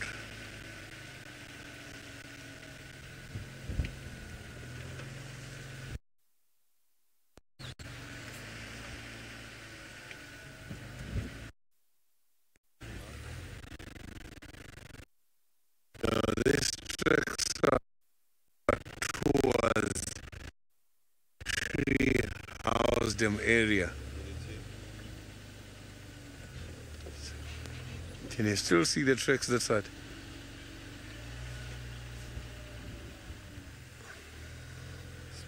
So now let's go back to Taylor.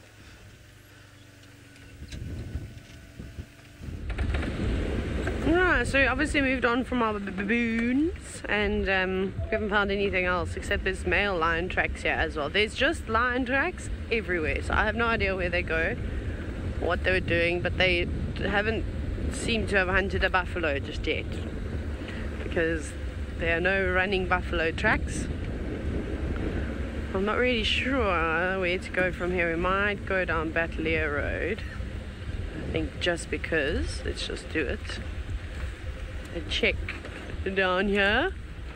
It's really cold. I'm freezing this morning. Liam, are you cold? You're right. I don't know. I think it's super chilly. Even had to put my scarf on. That's when you know. It's when you know. Last night it was so warm as well. It stayed lovely all the way till like 10 o'clock, and then it started to get cold. Okay. Yeah, these conditions can be quite challenging when trying to find animals. I wouldn't... Can you see her? No. It was a steenbok. She's just sitting in the grass. I tried to go past her, pretend like we weren't going to stop at her, because then they sit still. But she got my bluff. She saw it. Soz. Next steenbok we'll try and show you. There's so many of them around. So yeah, I think we'll just pretty much just drive around until we find things. I don't know if we'll be seeing many elephants on a day like today, although there don't really seem to be many elephants on the property at the moment. They're all elsewhere, doing their thing.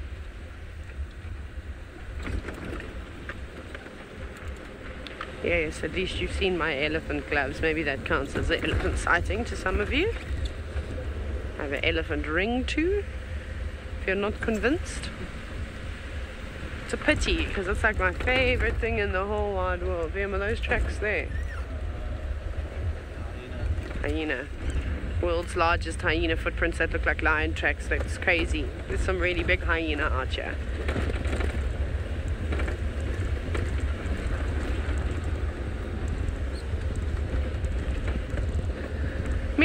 Maurice is around. He's at home. It's too cold for him to come out, so he requested to stay in bed this morning. For those of you who don't know, Maurice is a safari companion, shall we call him that? And he is a elephant, and he sometimes comes out on safari with me. No, I don't have him though. I took him out. I was cleaning my camera box, so I thought that while I was doing that, he basically stayed inside. It's very dusty out here.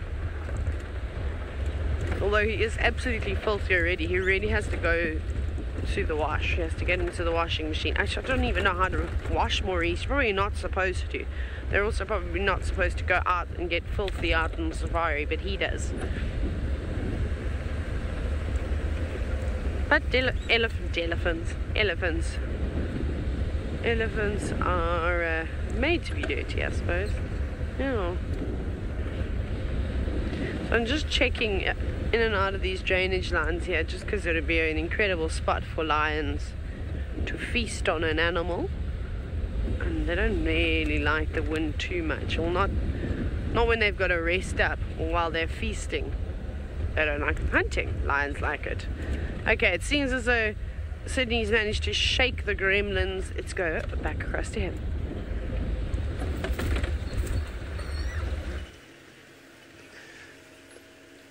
Yeah, it seems like the tracks, they are heading much more towards this side, and I'm suspecting that this cat is somewhere in this block here. There's even hyena tracks following, so I'm going to go down here and see if we can find something.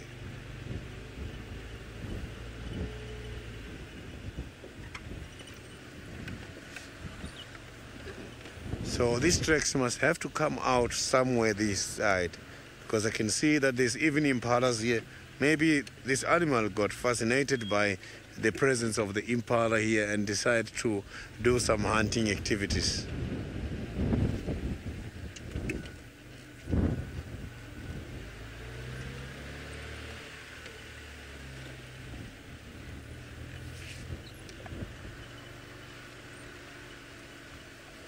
So the chances of seeing these cats, they are very high. It's just that due to this kind of a weather, it's difficult.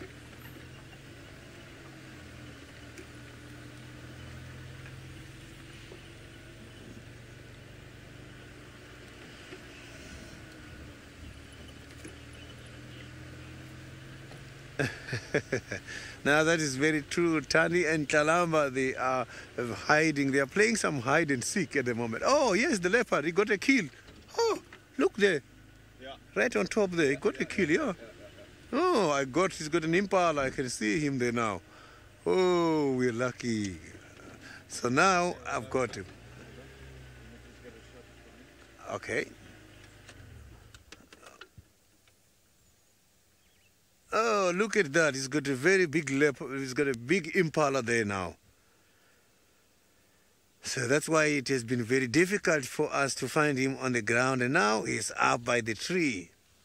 So I am going there so that we can have a better sighting. You can see that the kill looks very fresh. You can see he was fascinated by those impalas, as I indicated earlier.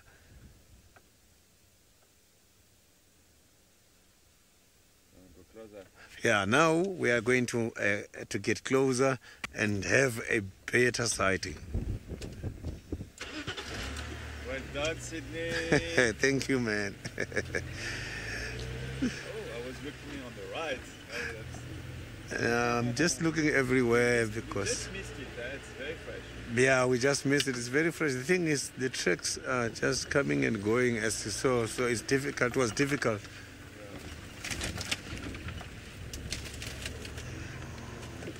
So I am now slowly approaching the cat to see, I think this is Hosanna.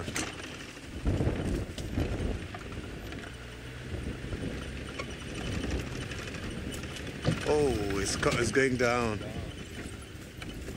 It's going, oh, there's hyenas here.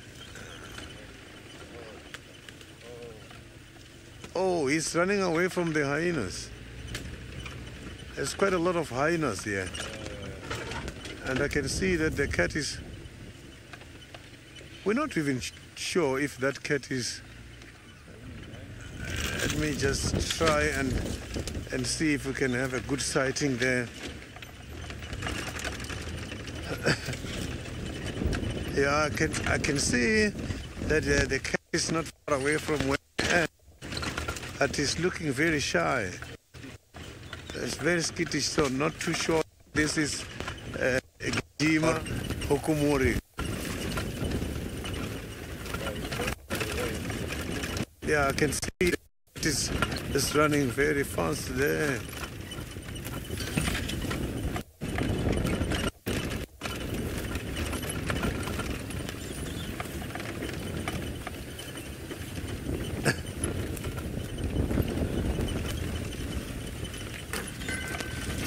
Yeah, I can see that this cat is not relaxed. It's going very fast, and it just went off the tree and left the carcass.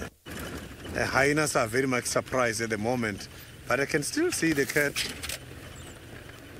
I can still see the cat right in front here.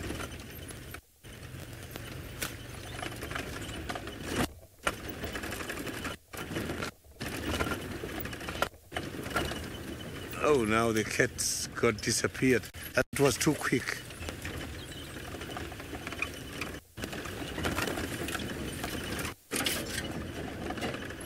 That was too quick. So I don't think that is Hosanna, because I did not manage to identify them.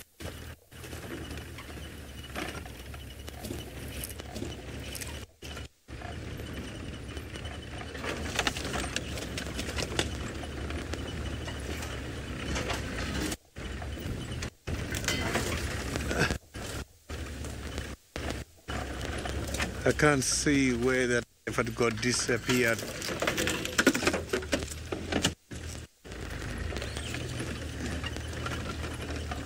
So but maybe she's gonna come back to the kill later on.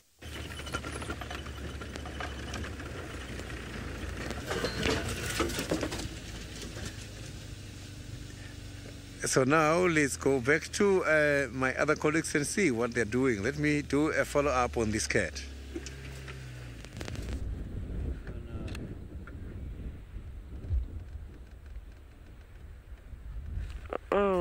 Sorry, okay, I'm gonna have to turn around.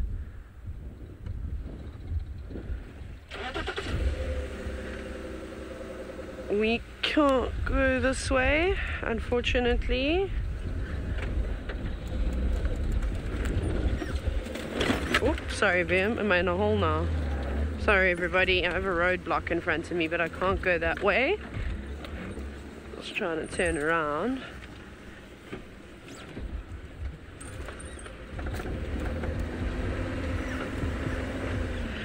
Cool, we're gonna carry on. I'm gonna try and make it through the roadblock I have ahead of me. Off you go back to David in the Masai Mara.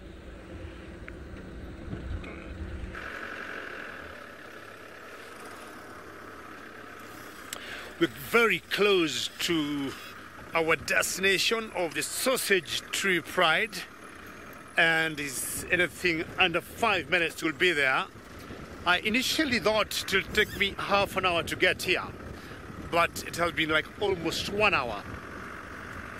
I blame the wildebeest. I blame also man for misleading me in the count. So it's difficult to exactly say how long it might take you from one point to another here in the wilderness. But if you look carefully, I'm just driving in the midst of wildebeest, left, right, they are all over. Is a sea of wildebeest in any direction I go. You can just keep seeing wildebeest all over. I would say it's like a carpet of wildebeest, left, right, right, left, center. Maybe of course nothing up there, and just look at that. And sometimes we'll just slow down. It's a bit blistery, a bit of breeze now, and keep looking in every direction that I see them. A lot of wind howling at the moment. Getting so close now to my destination. It has warmed up either way, not as cold like when we started. Maybe close now to 60 plus something Fahrenheit, or 20 plus, or about 20 Celsius. Now we've got two zebras on the right there, and I see, Manu, you see those two zebras there? If you look at those two zebras there to the right, once they pose like that, they look in the direction of a concern to them. And that's not very normal for them. To me, they could be, either they want to be sure where they are going, or they can see something they don't like, which is maybe what I'm looking for, or what I might want to see myself. Let me just move in that direction and find out, because it's very close to the area we were yesterday, while we saw the Sausage Tree Pride. But definitely that tells you they're concerned of something. And whatever their concern is, is what I would be looking for myself.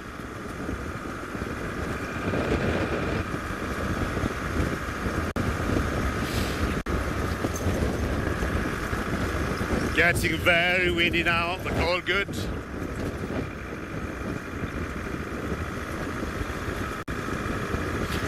And now I'm thinking the tree we left, the two that were mating, King Kittel was mating last night with a male that I had not seen before, but there's a particular pride of lions here that we call the Old Donyo pride, and my guess was that particular male came from that pride. Maybe yes, maybe not, but the mating around here, and I got a feeling we might see them. When lions mate, they don't keep changing their venue. They tend to stick the same area until the mating is over. Either I can smell them. Slowing down here, getting a bit rocky. But this is the area they were mating last night.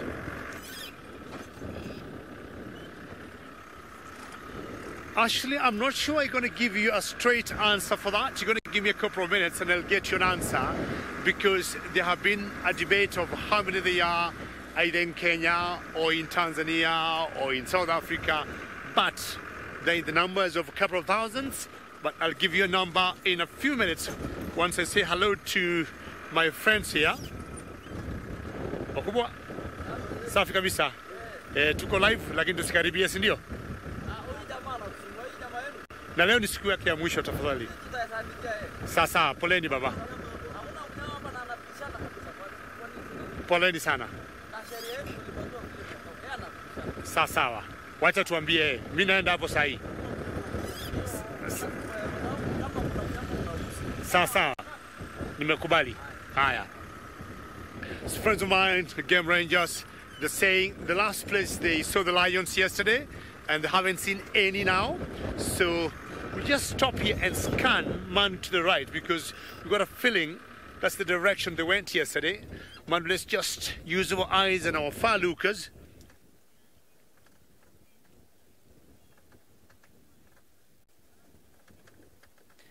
And as we find out if we'll be lucky to spot a cat in this sea of grass, Sydney, I'm sure, is working very hard on the same. I can see that the leopard left the kill unattended. I'm going back to the kill now, and that leopard went toward the tree house them area. And I am sure if there is any other leopard in the area, the chances of losing that kill, they are very high, because where that kill is just about maybe less than 700 meters from where Tingana caught a warthog a few days ago. So it's still in the same area. It's just that it's a different leopard.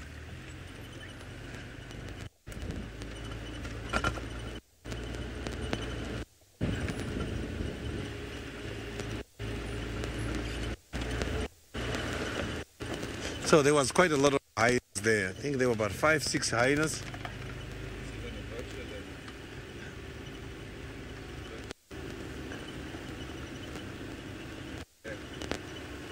Gijima is very much skittish. So every time Gijima runs away, which is where the name Gijima comes from. Gijima is just to run. So it means every time he was running away when seeing the people. So I am now going back right there. The vultures are also arriving at the moment here in the area.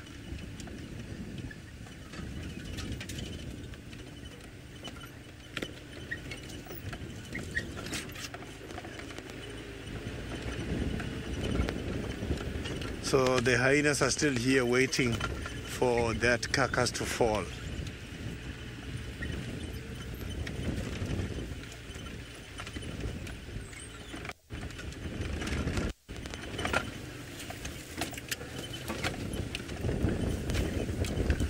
Yeah, I think they are the hyenas from the Juma. No, I don't think they are from the Juma side because I'm seeing quite a lot of them here. So far, I can see 1, 2, 3, 4, about 5 hyenas.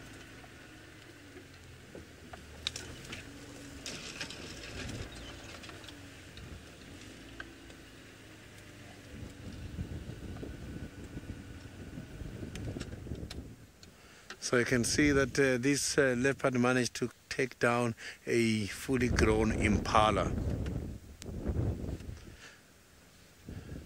So the intestines were just about to start coming out. He was eating already. I can see a lot of blood on the hyenas as well. Hyenas, it means they were under this carcass hoping to get some small pieces, and the blood was just dripping on them.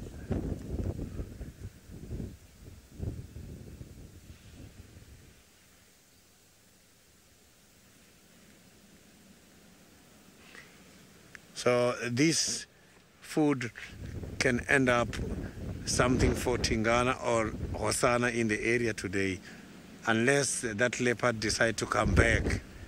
But also, oh, here's another leopard. Here's another one. Here, you see now, I have got Hosanna here now. Now this is Hosanna, not shy at all. You can see. Yeah. Hosanna is trying to Hosanna is trying to approach now. You can see the owner of the kill disappeared, and now I've got Hosanna here now. And the Hosanna is now trying to go around because the hyenas are just everywhere.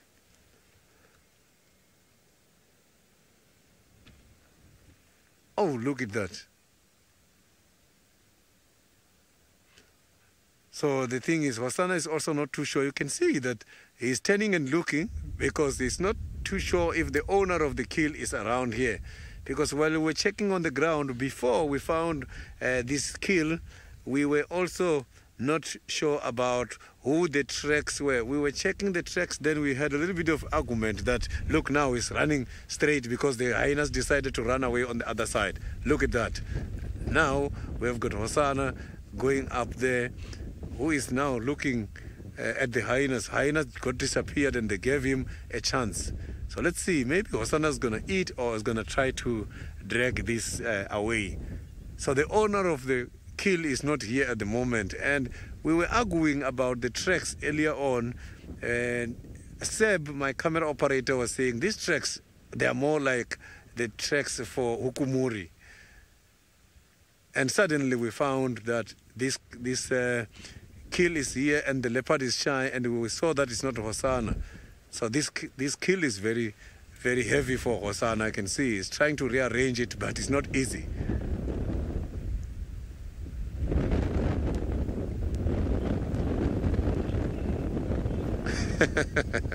Yeah, this is indeed free food for Hosanna. So the hyenas are now starting to come back. So it seems like there's different clans here because some are not running away and some they are running away.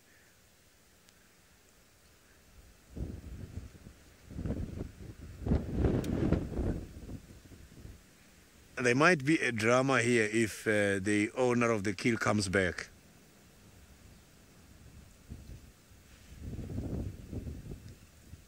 So you can see that there's a big difference between Hosanna and the leopard that we saw running away earlier on.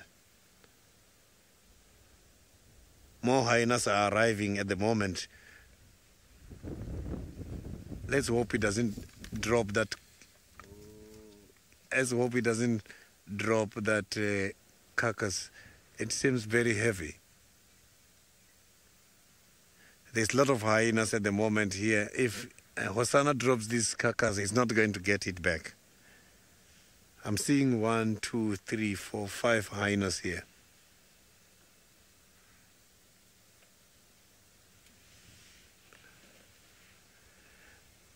This is lovely. Look at that hyena's got quite a lot of blood there right on the back of the head. So it means this one was standing right underneath the kill and the blood was just dripping like what is happening now. I can see the blood dripping on one which is just under the kill now.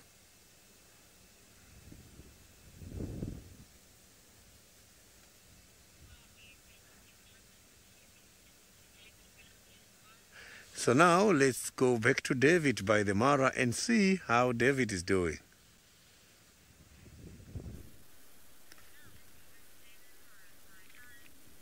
We got to our destination finally, and luckily we got to see the mating pair from yesterday, for those who were with us yesterday and speak of the devil.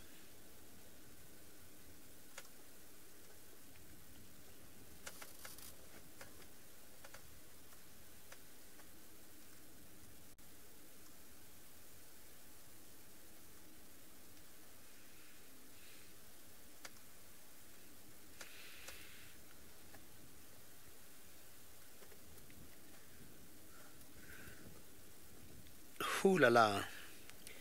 I did not even finish talking of mating, and either they were listening to me or what a timing. We just drove past them, did not see them, and then drove back, bumped into them. Females, as usual, rolling over after mating.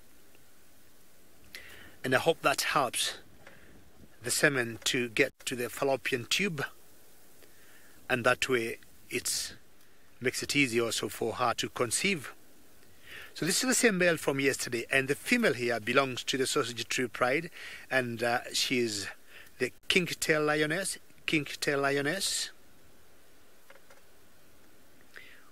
Yeah, beautiful life she got, rolling over, and the male just watching her.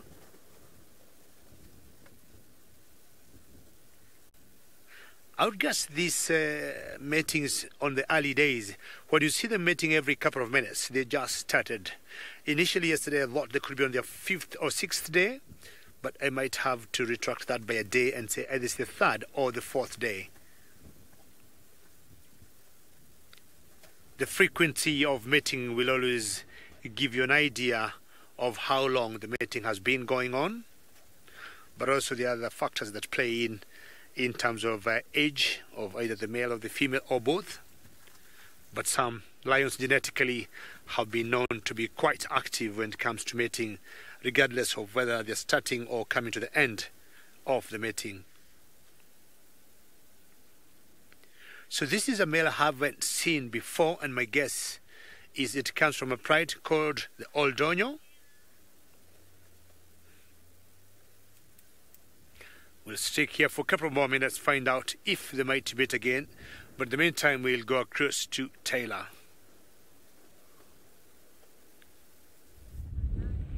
Look at what we've got. This is very, very cool to see. Now, I saw these kudu and I thought that they were acting a bit suspicious, because they were just standing amongst a pile of bones. They're not sending their wishes to whatever animal may have died there. I'm going to go ahead and assume probably a buffalo, because I think I remember the Nkuma Pride being on a kill here.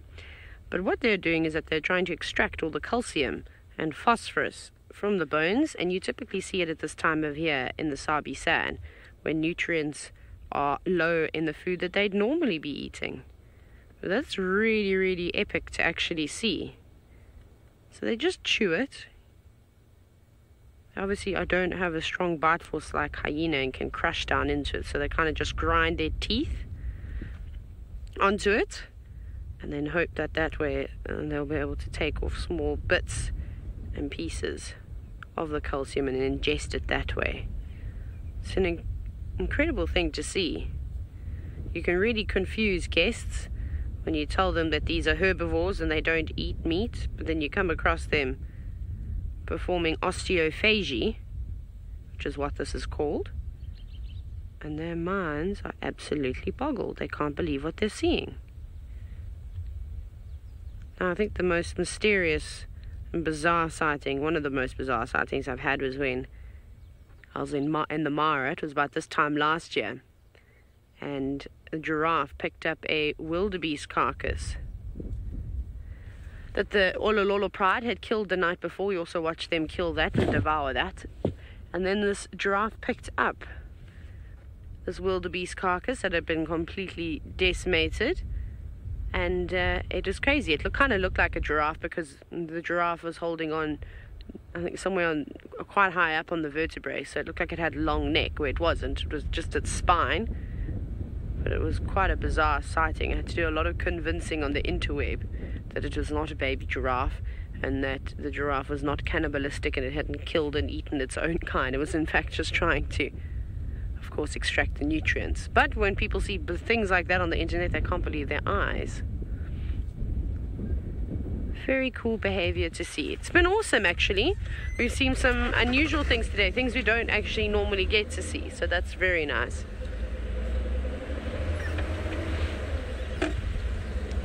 Dangerous cute? Yeah, I don't think it's really the kudu and yala and giraffe that are responsible for scattering the bones.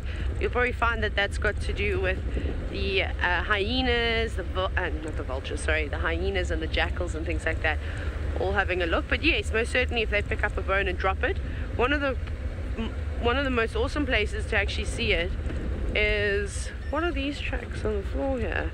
Oh, it's Impala, sorry, is down near Buffelshoek Dam, where there was a buffalo that died in Buffelshoek Dam that was dragged out of the water, and then basically it's just a big pile of bones. I've stopped there a few times, and I've seen Inyala doing what those kudu were doing, but they were like holding big rib bones, so that was quite funny to see like a massive buffalo rib bone this long and Inyala chewing on it going, this is lovely, this is so tasty. Very, very nice. I'm very chuffed with that. You know me, I prefer to see the unusual things rather than, well, the sort of favoured sightings. To me, that is far more interesting than watching a lion sleep. Right. Anyways, it seems as though the leopards are, well, doing all sorts of crazy things today. Hosanna's being brave again. Let's go see if he's feeding on that carcass. So now I can see that Hosanna is feeding from the tree, but it's not balancing very well. Still the chances of losing that carcass are very high. I can see now he's trying to pull the whole impala. That's a very big impala. That is something very huge for him. He's not used to catch something of this size.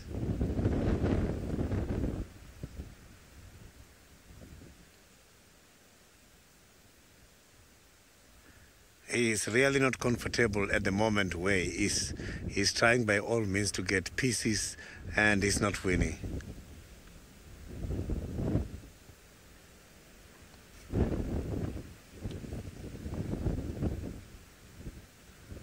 So I'm sure he's going to spend much time feeding on this carcass unless the owner of the kill comes back.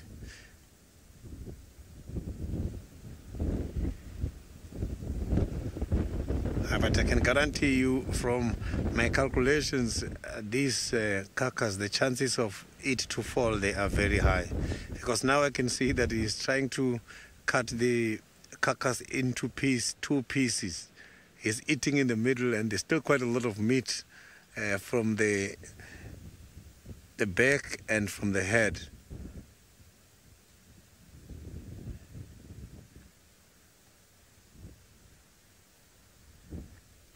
He's so very lucky.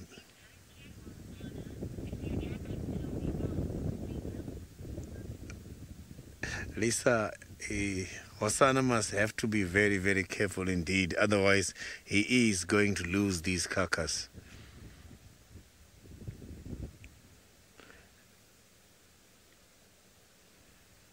So the chances of other leopards coming here, they are very high because the wind is very strong. So it's informing all these other hyenas and other competitors to come to the same spot.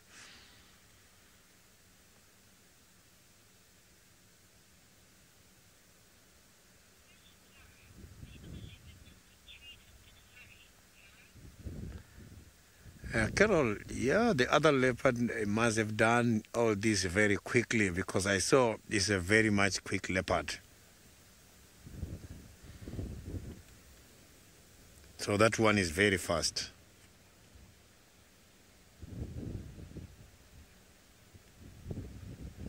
So I'm just going to drive around now so that we can see him feeding from the other angle.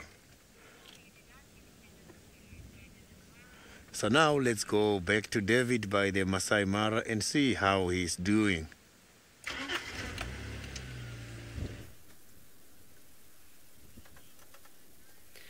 Well, Hosanna, good job. We are now doing very well now. Lots of cuts from Juma and lions in the Mara Triangle. They apparently just mated. The time last time you saw me or you're with me, they have mated 2 times. So that means this mating session is very fresh, is very new, and they might spend here another 3 or 4 more days. So just face in the other direction. And lions have been known, when they're mating, they do not look for food, they don't pray for any animal. It's a very, I would say, special ritual for them. It's truly a proper honeymoon.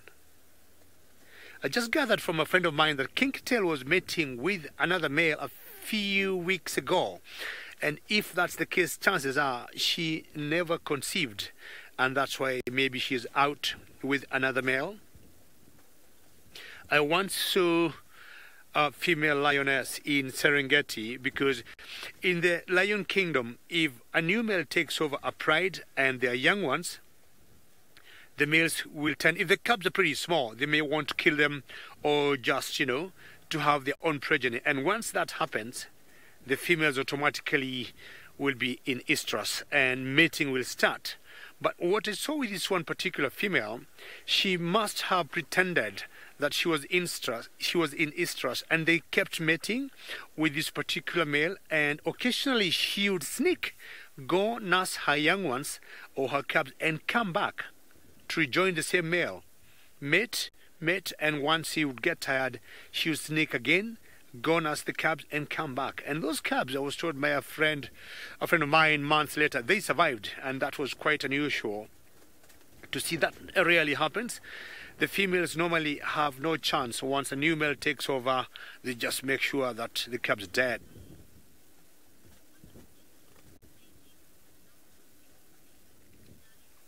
Sadly, I would say 60–70% of mating will, result in pregnancy. But I would say Kinktail, for this matter, she is mating for the 2nd time. And if that's the case, this time she might be lucky to conceive. And that's, if you saw the first mate that we had on camera, after mating's done, she rolls over, and that enhances the semen to get to the fallopian tube, so that she easily conceives. But if that doesn't happen, they may keep mating as long as she conceives. Hello, good-looking lion. Handsome, eh? Kipul is another male that also will mate with the sausage tree females, but he is much bigger than the one we see here. If we follow her or we follow him closely, we might also give him a name and know who, become a character for us. And it's strange, if Kipuli did not make Kinktail conceive, most likely then this will be the lucky one. Another 3 months from now, we'll be seeing some cubs. We haven't been able to see the cubs you saw yesterday from the female from the sausage tree pride. And at that age of cubs being very tiny, the mother might be hiding them somewhere in a den or in a drainage. And if they were lucky to make a kill, they have no reason to come out now. Because it has warmed up, there's a possibility they might. Who knows?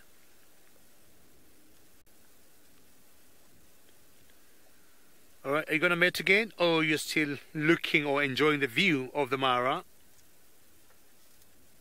Got some birds flying out there.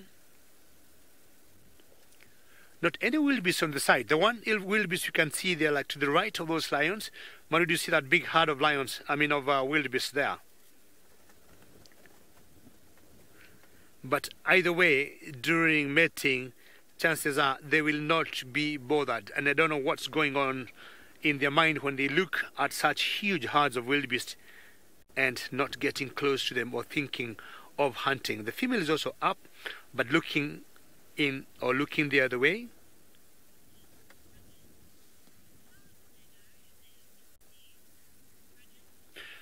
Bridget, I think after some time the female just picks it up, and she can tell from maybe the changes of her hormones, internally, and once she picks that, she will just like stop mating and become maybe difficult to get, and they separate ways. I mean, but Bridges can tell you for a fact.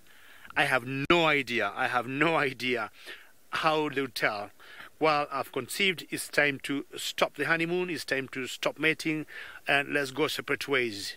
Because shortly after the mating is over or the honeymoon is over, we have noticed the pair, they go in separate directions. And of course, the first thing they'll start doing is to look for food. Having spent 5, 6, sometimes 10 days without eating, the only first thing they think of is to get food. Now, Kingtail, for example, here, she will rejoin the other females in the Sausage Pride, and I'm sure they will help her get food, and maybe she might not be involved in hunting immediately, and the sisters or the first cousins in the pride will do that. And maybe the male will tag along also to re-energize. And once, you know, everybody is back in good shape, they go separate ways, the male joining other males, forming their usual coalition. Let's find out what Taylor is up to now.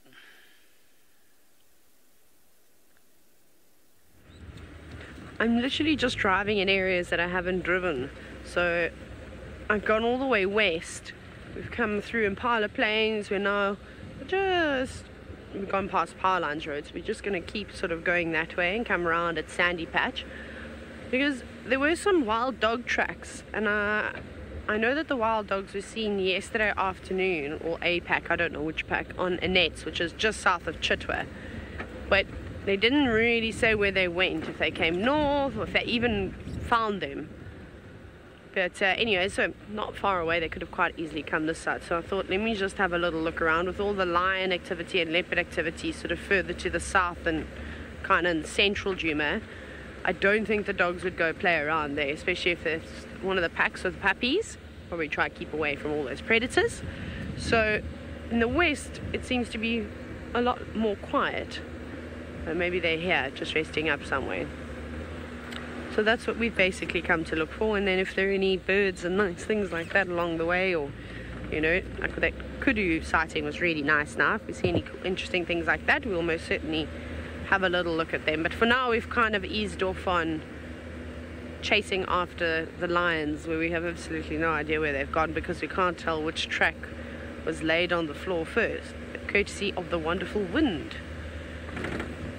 I hope it dies down before this afternoon, although I don't hold much faith in that. I think it's going to blow the entire day, hopefully stop this evening. But we shall see. I also haven't seen any warthogs today, which is unusual. I don't know where they all are. Maybe they were up to a late start this morning with it being a bit chillier. This is a great area for warthogs. It's nice, it's open, the grass is fairly short.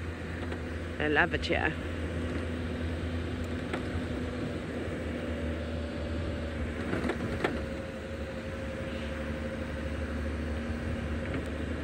Rizzolo, I suppose, yes, they are able to get small amounts of phosphorus, which is a very important one, and a lot of plants lose phosphorus in the winter months. And calcium from plants, you know, they'll gather to things like salt licks, where the minerals are quite high, but you know, with there not being any vegetation around, it's virtually impossible for them to get any nutrients, which is why they're having to resort to other sort of ways. So in the summer months, yes, you probably won't see the osteophagy being performed as much as you do in the winter months, because in summer, that's our rainy season, and so that's when there's a lot of vegetation around, so there's no need for the animals to try and look for extra nutrients elsewhere. So yeah, so that's sort of how it works. The fact that we're watching all the animals browsing on guarri trees, I mean, that's when you know that animals are desperate. They really don't taste very nice. Not that I really am fond of eating any leaves, but the guarri leaves in particular with all the tannins are horrible. So now we're going down Vuyatela Access, because it's another sort of very popular road for animals to go up and down on. There's a nice animal pathway that runs from sort of Arathusa and goes straight into Buffelshoek and then into the Manuleti that the animals are using on a regular basis. There must be water, I think that goes to Red Dam actually, this pathway, which is on Arathusa, and that's got water in it. So maybe animals are crossing back and forth. So it's a good place to just come and have a look and just to quadruple check that you haven't missed anything down here. And then I think we'll go up and around and probably come down, start weaving Aubrey's, Gallagher again. I'm still not convinced that those lions have left. They might still just be in the same spot, so we'll recheck those areas, seeing as though we've checked every other corner on the property so far.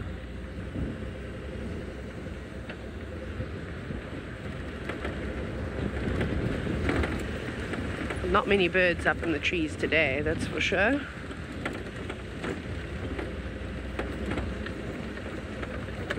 Normally you can also see lots of, I was just about to say, you can normally see white-crested helmet tracks just above that impala's head. There are a few birds, they've just flown away. That was so funny that I was saying that. Anyways, so you can find white-crested helmet tracks, as you can see. Sometimes you also see the retses up and looking for things in the marula trees. But somebody that's already done a fair amount of tree climbing today is Hosana.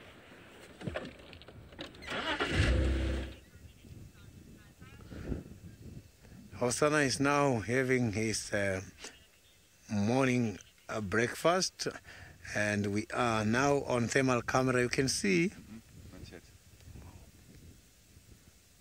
Okay.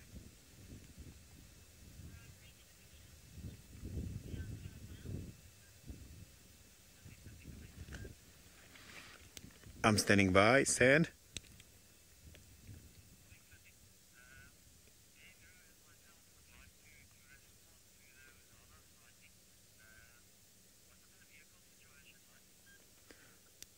So far, I am the only vehicle. You are both more than welcome to join.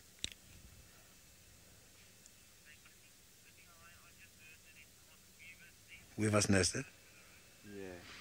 Yeah. Positive. You can see me from the road.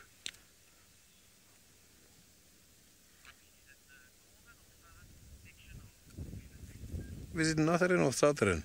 It's in the middle. And not very far away from the junction Weaver's Nest Elephant Carcass. Ne?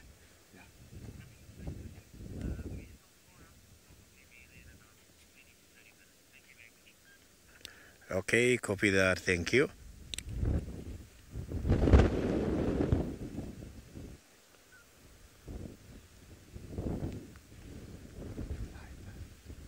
So you can see now that Hosana is having something to eat, and I am on thermal now. No, not yet. She hasn't said we're on thermal. So I think he managed to find a nice position to be able to grab quite a lot of meat from the impala. You can see him now having a lot of support from his right front foot.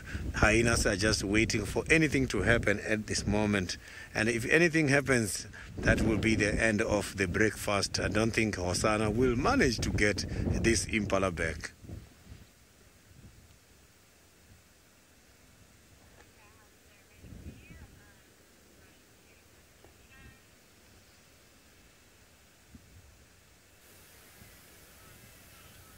So now, I am on flare.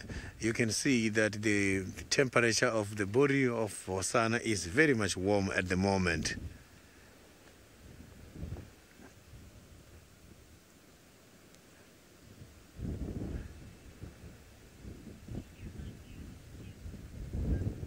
So you can see that this animal is using quite a lot of energy, and there's quite a lot of heat generated because he's moving positions every time.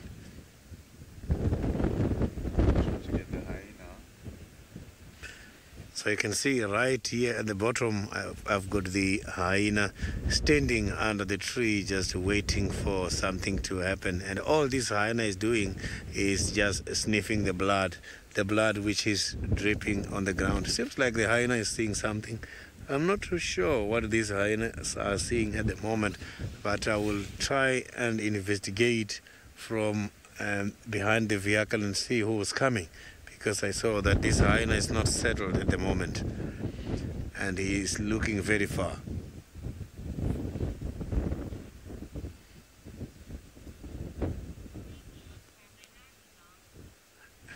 So let's hope the owner of the kill is nearby to come back and finish eating.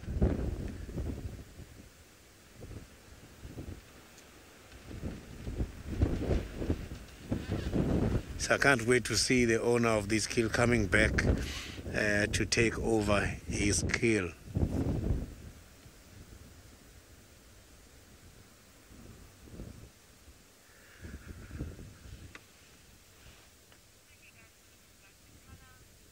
So you can see that these hyenas, they are not spending much of the time doing their own hunting activities. They are just hoping every time to have something from these big cats.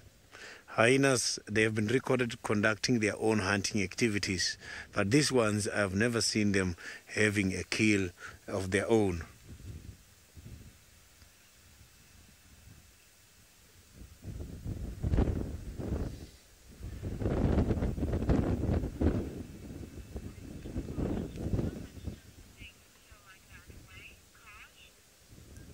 Gosh, these big kills can weigh up to 75 kilograms.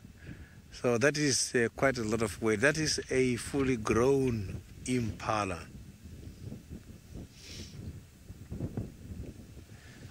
So you can see that it was a female, and this cat managed to single this female out from the head. Females mostly, they travel within the breeding herds.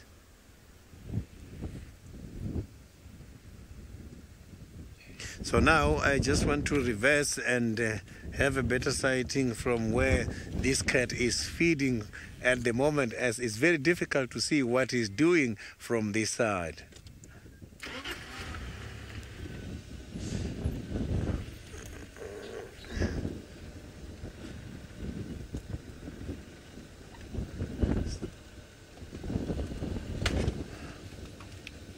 Much easier from this side.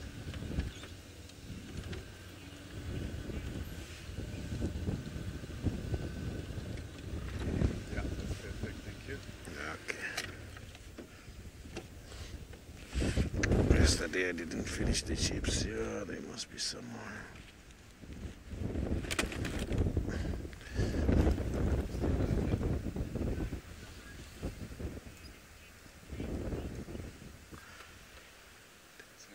So now let's go back to David and see how he's doing by the Masai Mara.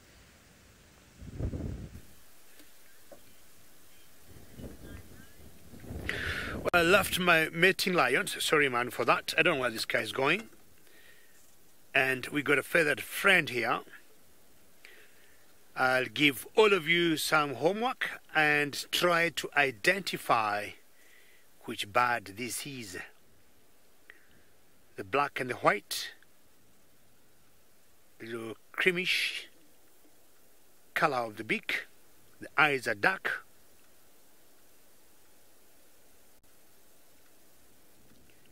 I would say maybe one more clue. I doubt it's an eagle, as much as it have similar characteristic. We can't see the feet because most eagles will have booted or feathered legs. So I want all of you to look at her. I've given you enough clues.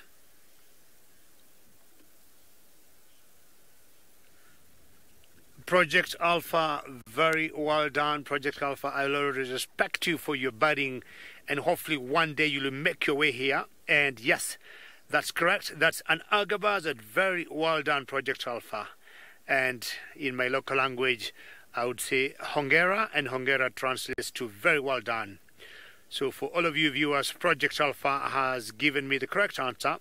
That is an agabazard. And I gave you one important clue. It's not an eagle. As much as we cannot see the tarses of the legs, they're not covered by any feathers. And just like the long-crested eagle we saw earlier, they also tend to feed on rodents. And again, from where she is, looking down for any movement of a rodent or a reptile, a skink, a lizard, a chameleon maybe. So that brown or chestnut patch on the tail, Project Alpha, I'm sure that's what you could have seen, but I respect you for your batting, and that gives it away as an agabazard. Apparently, as you watch that, I might be looking in my book, because we have in different areas, especially to the central part of Kenya, the highlands of Kenya, near Mount Kenya, where we see different agabazard that have a dark morph, and they don't have the white and the black in them. I'll just be looking to see whether I can have it in my book, but the buzzards there, we call them buzzards, but they're dark.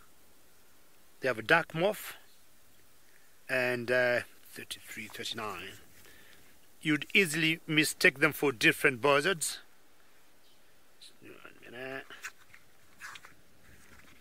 So let me see if we can get one in my book here.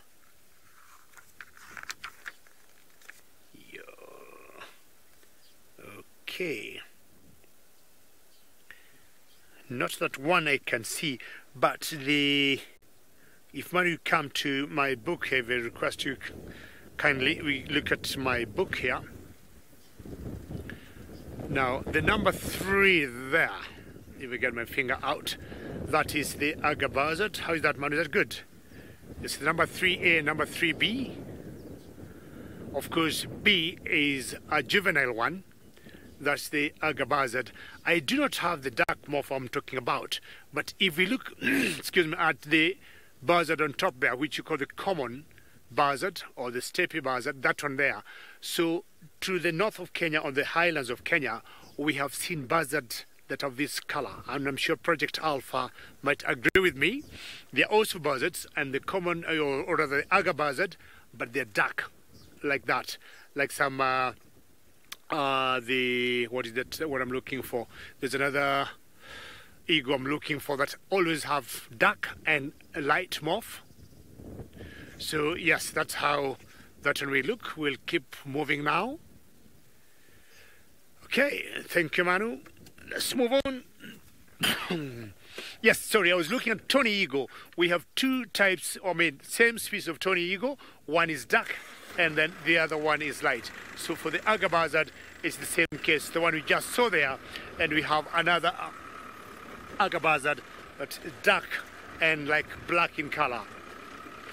Not sure it's because of the areas or the region they are found in, but maybe being found at the highlands because of the high elevation, it could be a bit cold. It's just like the leopards we have around Mount Kenya area. Very high, very cold. You rarely see spots, and some people have called them black panthers, but they're not black panthers as yet. They're like the leopard we saw earlier, or like Hosanna or Tingana leopards we see in South Africa, and very clear rosettes. But the leopards you'd see on very high elevations or mountains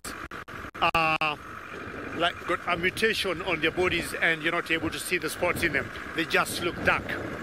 So same case would apply to the agabazard that I'm talking about. Excuse me. So we're still trying to look for the females of the sausage pride. At least we saw one, the kinky tail. But the other 3 that we saw yesterday are missing in action. And if they were lucky to make a kill last night, chances are they could still be in bed. And that one female having those 2 small little cubs, she may want to keep them warm and maybe come out much later.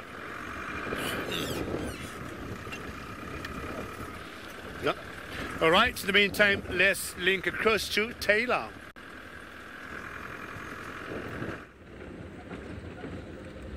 I was just wondering if it were ever going to come to us, or if we'd gone somewhere else. Anyways, so we still haven't had much luck with all the things that are supposed to be out here in the bush. Everyone's hiding away. It's windy. We know this. So I don't think we'll see too much more for the rest of drive. So we're just literally on a bumble. But we can't even find the birds today. Everyone's kind of hiding. I can hear some of them. They sound like little testiculars making a noise. All sorts of little tiny sounds. Surprised I can hear them over the wind. We're just coming back around to Gallagher Pan now, just to have a quick look. There were elephants that passed through here. I think we must have missed them. maybe earlier this morning. You can see all the footprints that were not here yesterday. Maybe they're at the dam. I doubt it though, because then somebody would have said something. The tracks are the freshest tracks of any animal I've seen today.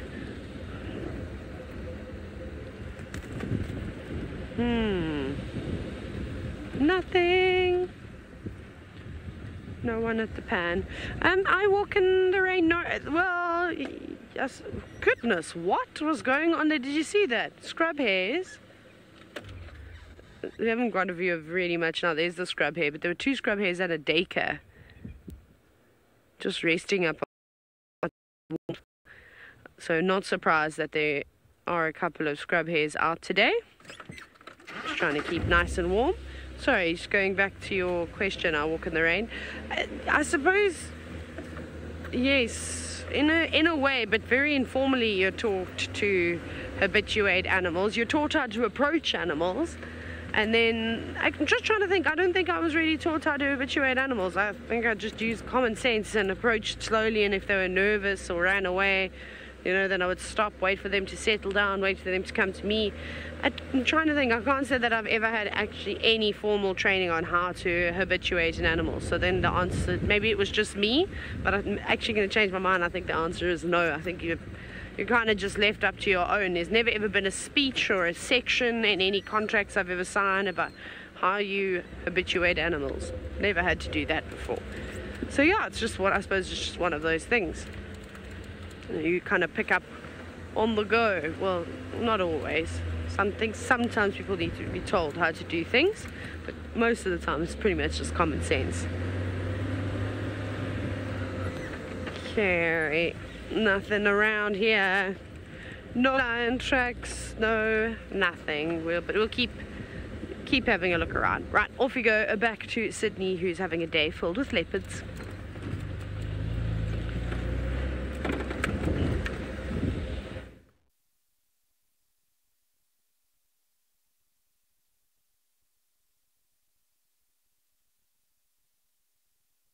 Kill all the time, and he is not winning. He can't grab the meat nicely there. He might try again now and pull it, because he wants to change it from where it is and put it high up, but it's difficult. He's trying all the parts. Everywhere is just difficult. You can see now he managed to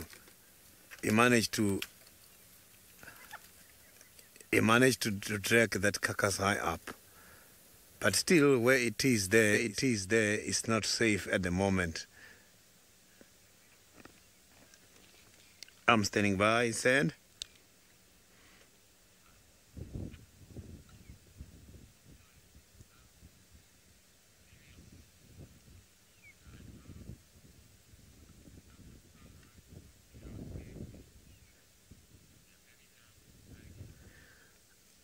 Yes, positive. When you get to the junction, not very far away from where Tingana caught a warthog, at that junction on Elephant Carcass, you take a right, just come all the way down.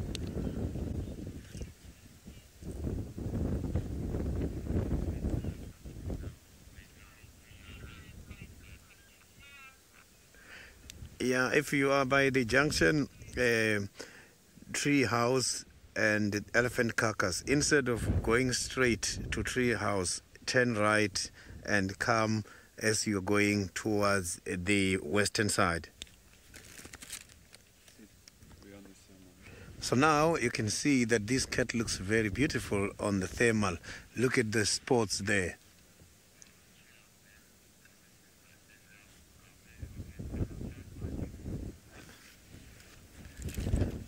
Okay, copy that, thank you.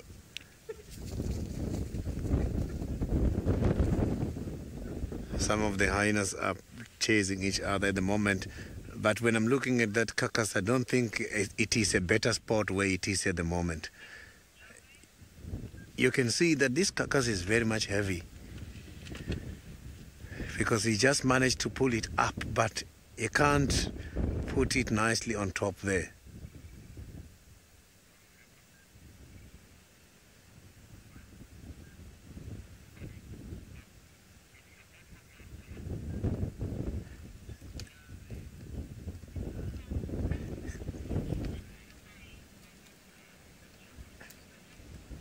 I don't think Hosanna is going to manage to have this carcass right. He's trying by all means and use his strength, but it's just difficult. That impala is too big.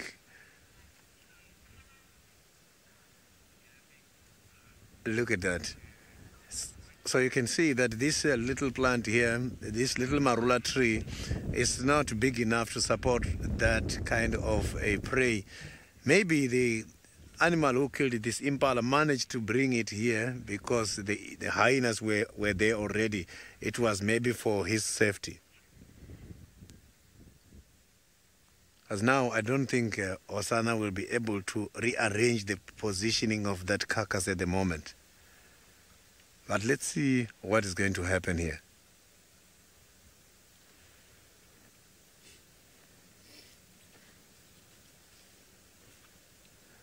One mistake, that carcass is going to fall now. Because you can see he's just holding it now.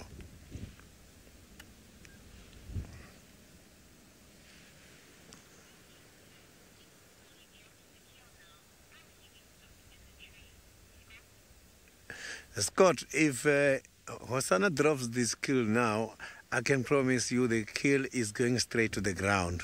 So the marula tree that is hosting this breakfast, it doesn't have a lot of branches to support that.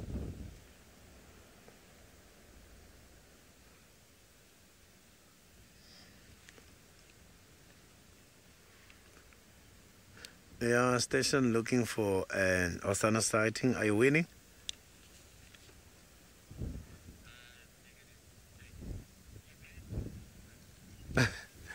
I am right here. I think earlier on I did manage to pick up your audio. You just maybe went towards the wrong direction.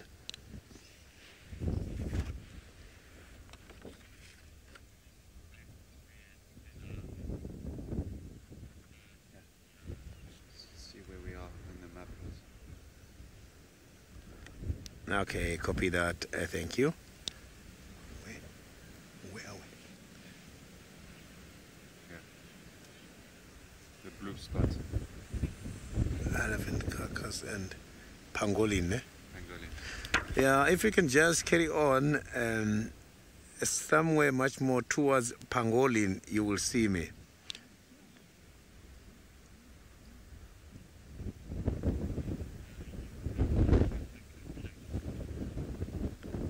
Positive.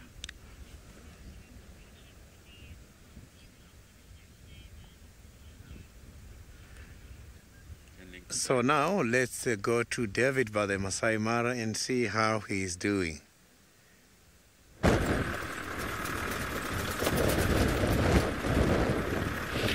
Well, we decided to move on and not look for the sausage tree pride anymore because they are hiding from us, but actually not hiding. If they were successful last night, and most likely they got a prey, they may choose not to come out. They are warm where they are. They got dinner last night, so the only thing they may choose to do is just to sleep in. But we'll be out again in the afternoon, and we might be lucky to see them. So just driving around now, chancing on anything else that we might see, and getting windy now. I have to hold my cup doesn't get blown off by the wind. And the road I've taken, I'm chancing on another pride of lions that we call the owinos. Owinos are 5 lions, 4 females and 1 youngster male. And we saw one of the females was out of that pride a few days ago and was mating with the male lion I was talking about, Kipuli. Not sure when she left, because I would think that particular lioness could be the lead female in that pride. And when she left, there was a crisis on the leadership of that pride, because the one youngster male in that pride or in that group left and went wandering on his own, and he was battered. When we saw him rejoin the pride, He came with so many wounds, so many teeth marks, so many claw marks. And what we want to do is to follow him and see how he is doing, because he had wounds, and especially on the hindquarters. So most likely he ended up joining a coalition of males that did not welcome him, and he was battered badly and maybe thrown out and rejoined the Owinos. This is particularly their territory, and if you're lucky, we might see them. Well, Mohammed, I'm not sure whether I'm going to show you cheetah fighting today. I mean, cheetah sighting today or zebras fighting. Yesterday, Mohammed, you know, we were very lucky. We saw that one female lioness, as these two zebras are having a go on each other. Oops. Did you chicken out? Now we need to keep fighting. Come, turn around. The bite, and if they're males, if the stallions, there's a lot of biting that goes on. Oops. This is definitely not a play. This is true fight, eh? So, Mohammed, we never say never when we are in the bush. It could be the very last minute on the drive and we see something that we did not expect. We always say out here, expect the unexpected. It was a great day yesterday, Mohammed, to see that cheetah. The visuals were not very good, but again, either now or later in the afternoon, we might be fortunate to spot one with better visuals. I do not know why those two zebras were going for each other, and they could be males, and it's time when they want one out of the herd. That happens a lot. If there's the dominant male here, he might be showing the youngster it's time to move on. All right, we'll also move on. And once the males are thrown out, they'll go get their own wives. And a typical social structure of a zebra, you'll always see one stallion or one male with 2 or 3 females or wives and some youngsters. So if it's time for the youngster as a male to be shown the door by the dominant male, that's exactly what happens. Zebras, you seem to be looking in a particular direction. What are you looking at?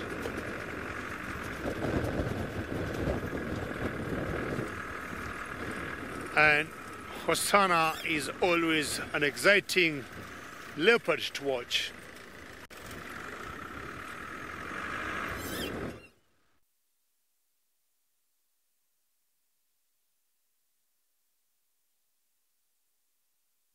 For him to position himself. At this stage, I can promise you anything can happen to that carcass.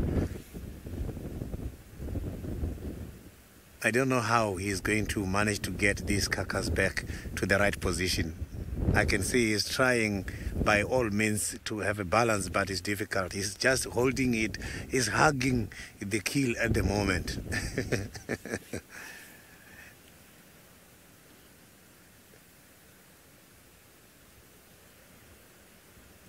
So the hyenas are just there waiting. That is true, Humphrey. The impala is too big for Hosanna. He's not used to manage this kind of big prey.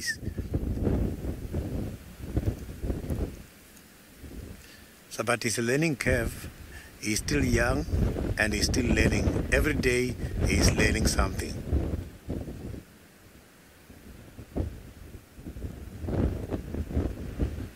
So you can see how he's trying to rearrange his hind legs, that he is trying to grab, but it's not easy.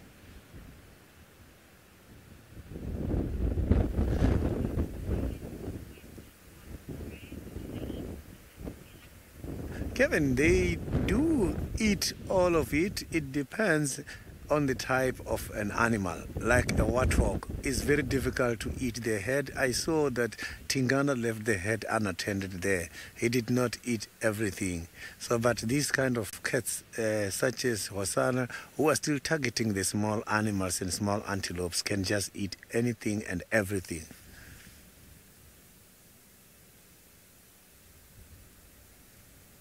So, but I can promise you now, before we finish with this game drive, we are going to witness this kill falling. I can see that the bigger portion of this kill is already not holding against a branch.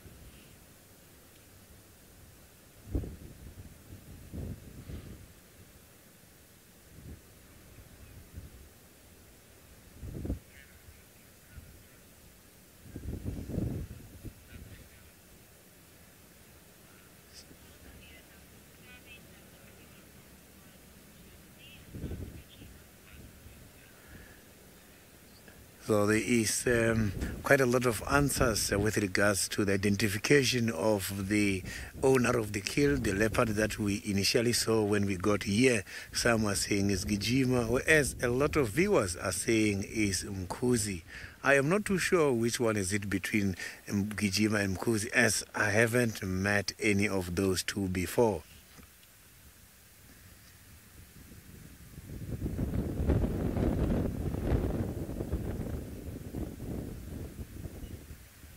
So now I am just watching this cat trying to hold the carcass, but now the carcass is not holding against any branch.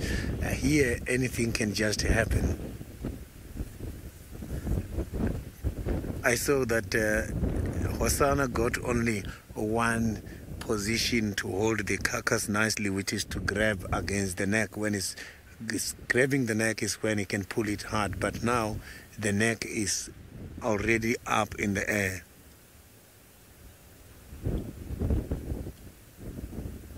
I think he took a wrong decision by rearranging that kill.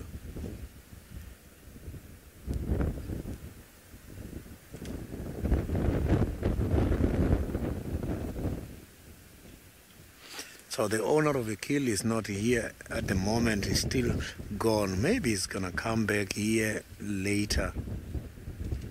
But let's hope the owner comes back when there's still something available. I'm sure it was a big job taking down such a big impala.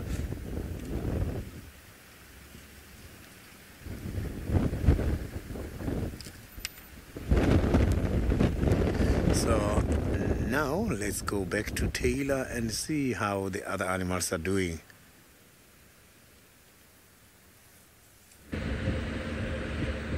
I wouldn't know, I haven't seen the other animals.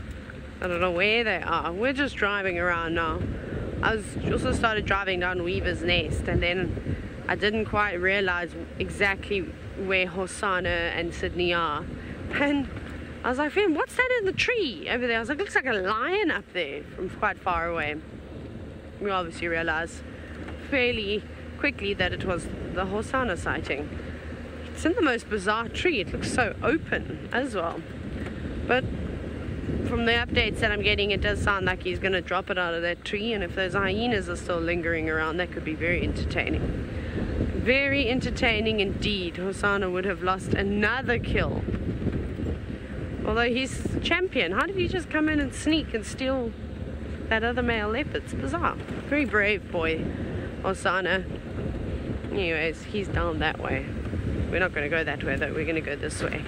Oh, by the way, the Nkuhumas are in the west-ish, no, southwest. So they snuck somewhere. I don't know where they crossed. They maybe even crossed into Torchwood because we were on Cheetah Cut Line, and then went around into Chitwa and then perhaps onto Shirley's that way. Then the sticks are down on Annette's, which are just south of Chitwa, and apparently the wild dogs, the 4 adults and the 5 puppies, are on Annette's too. So maybe this afternoon Chitwa will be a good idea. Perhaps those dogs come further north. But those are all the updates that I have for you this morning. That is it. That's all you're getting from me. I'm sad that those Nkuhumas snuck out. Christy, no, I haven't got a clue when the Nkuhumas last made or last had a successful hunt. We haven't seen them on a kill since they've been here. When I saw them yesterday, it looked like they'd maybe eaten something. But I don't know. I can't confirm anything because no one actually saw them eating anything or watch the hunt happen. So we don't know. We can only speculate. But they are hungry. They're always hungry. There's lots of lions. Not many massive animals for them to eat at the moment. So they're always starving. I think they'll just take whatever they can get. I wonder if we go into this drainage line if we'll find elephants. Well, that's going to be our goal anyways. Oh, Sharon, nope.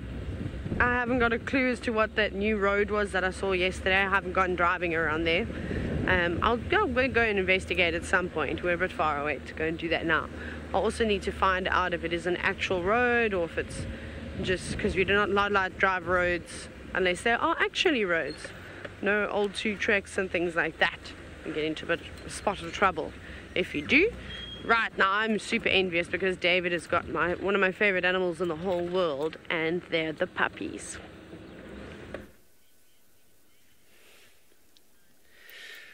Well, we have not seen Jaco pups for quite some time, and there's so many viewers who are always excited, just like me here, and man, when we see the Jaco pups, and there they are, running, and they've been drinking in this little spring. There they go. That could be an adult there.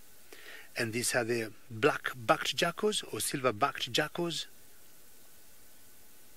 Hello there.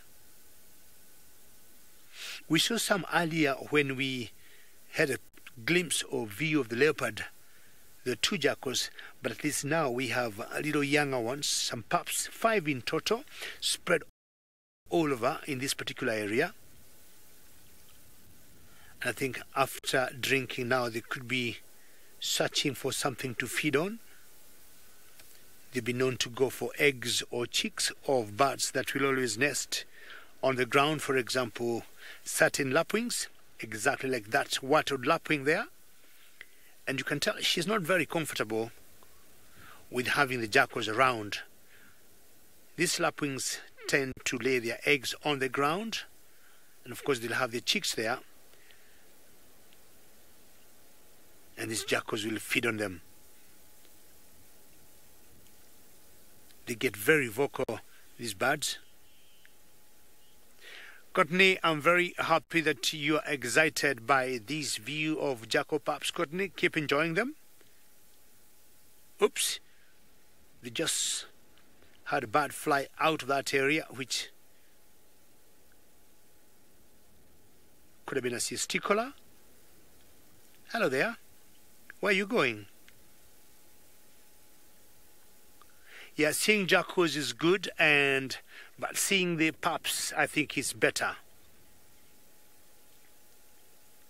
And definitely after having a drink on that spring there, I would guess now they're looking for something to feed on. Very good hunters, by the way. I've seen them, chasing like lambs or fawns of small little antelopes. Not that they're very strong, but what they do, they just keep chasing them, they tire them, they chase them, they tire them. And once the babies or the lambs or the fawns of the antelope get tired, they just stop. So the one behind there you see is much younger. It's definitely a pup. Of course, following instructions from the older ones on how to hunt.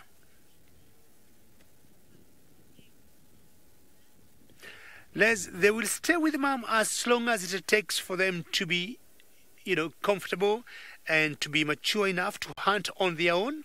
But we know jackals tend to live as a pair. Once they're fully grown, either the pups will be shown out of the den and the parents will remain, and they'll always pair up, a male and a female. So jackals are known to be very monogamous.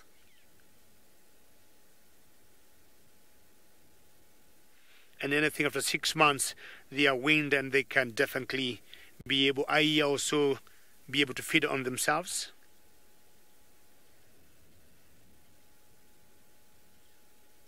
Run, stop, look for something, look for some eggs or chicks on the ground.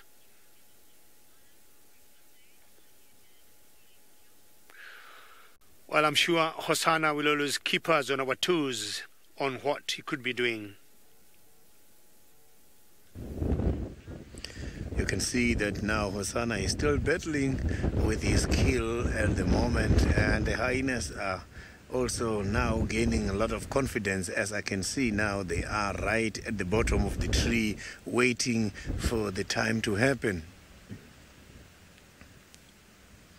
can see 3 of them are already right straight underneath that tree.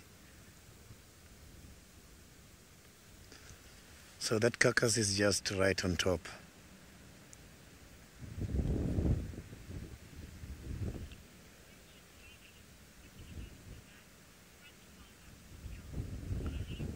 Kaylin, the possibilities are for losing everything at the moment, because I can see that the kill is still very solid.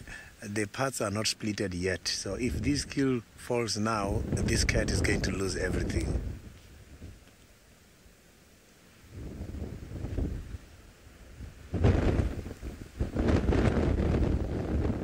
So nothing is holding the front part of the kill at the moment. He's just hugging the kill with his with his left front leg. The other one is balancing against the branch. So the kill is almost in the air.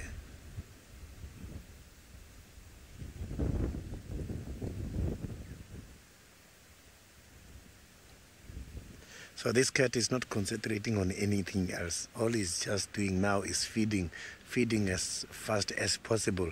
He's got a lot of pressure, a pressure that the kill is not his, and another pressure is the kill is not now at a resting position. You can see that it might fall at any time. He's trying to get all the meat as fast as possible.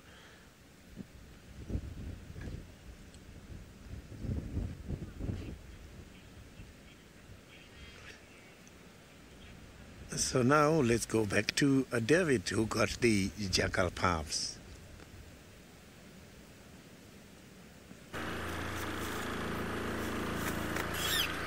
Well, my jackals made a move, and I think being young and being, at that age, the pups have to listen to their mothers and make sure they're safe. They just moved away, and jackals, wolves are related, and sorry, bring that question again. The pups, I would guess they could have been about 4 months. That's my guess. Rachel, my guess is those pups could have been 4 months, going to 5, just about. I'm not very good in, aging youngsters, Rachel, but on a quick guess, I would guess they could have been 4 or 5 months old. I was saying earlier, the jackals are related to the wolves, but out there, for example, in America, they are more closely related to the coyotes. Very lucky to see jackals on the morning, and more so pups.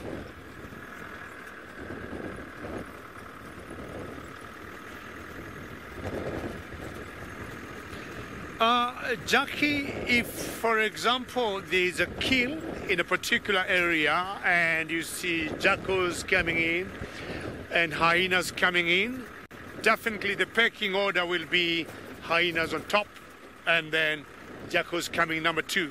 So that would be like a pecking order when they would both end up on a kill. If you put another scavenger there or another animal there like vultures, it will be hyenas, vultures, and then the jackals. That's exactly what happens out here, Jackie, in the wilderness.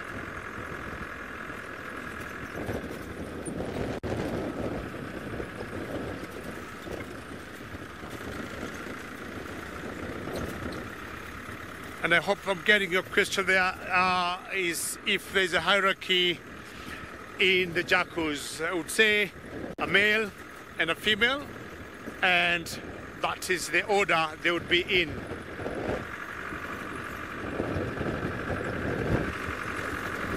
It's getting very windy at the moment here. Sorry, Manu, to bounce you. Anytime you get jackals getting into a kill, if they have not made the kill themselves, you'll notice the parents or the adults may not eat fast, and they may allow the pups to eat fast, then the parents will come in later. If the parents hunt the kill themselves, they'll bring the kill down, allow the pups to eat, and once the pups are full, parents will come over and feed on the same.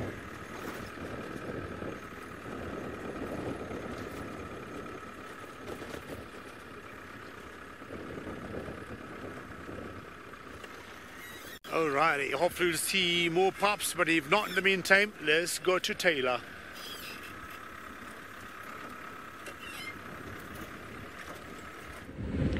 Now, we're about to go around as an absolute last resort and check these plains behind camp, but I can't imagine that we're going to see anything here at all. Maybe we'll see that little dacre that we haven't seen the last couple of mornings, have you? The one that sleeps in that little thicket. Right, we're going that way now. Hello, Impala. This is, of course, the only thing that's around. Oh, I found all the animals. Here they are, in the corner of quarantine. Lots of impala just here, and then there's wildebeest.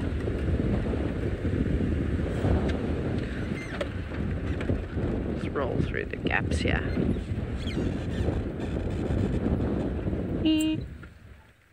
Oh, come on, you've watched me drive in, now they will jump and run away. See, it's bizarre. As soon as you go stationary, they think, what are you looking at? Why are you looking at us? You don't normally stop? There's a decent sized herd of wildebeest, so that's nice. I think one of my favourite times of the year is when the wildebeest drop their youngsters and they all come and play around. They always play up here on quarantine. It is so funny to watch them, but they're not little anymore. Those youngsters from last year have all grown up. Not quite the size of the adults just yet. That'll take a couple more years before they fill out, but they've definitely got a whole bunch taller. All just going about their day. Everyone's sort of very much relaxing at the moment, not particularly interested in doing too much. Very exciting, but at least we know where to start this afternoon. Right, off we go back to Hosanna to see if he can hold on to his kill till the end of the show.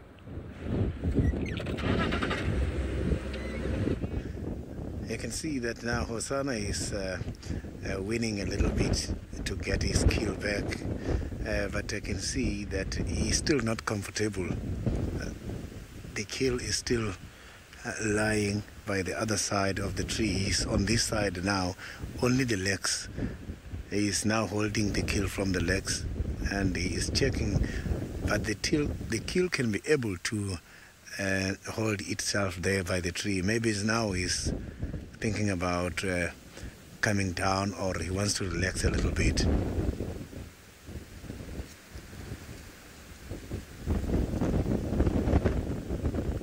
So that kill is only now supported by a small branch. So anything can still happen to that kill.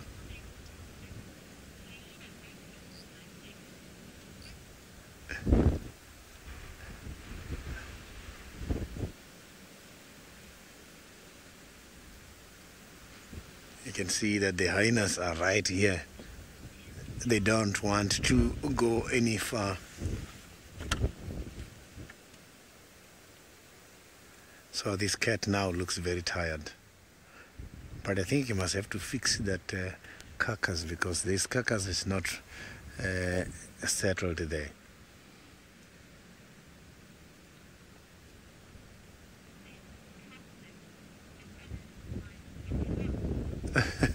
Call 6, the wind, yes, the chances are very high because it's very windy at the moment.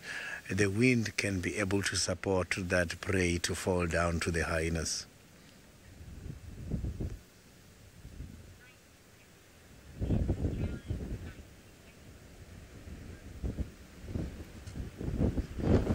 Now you can see that the wind is trying now to shake the carcass at the moment.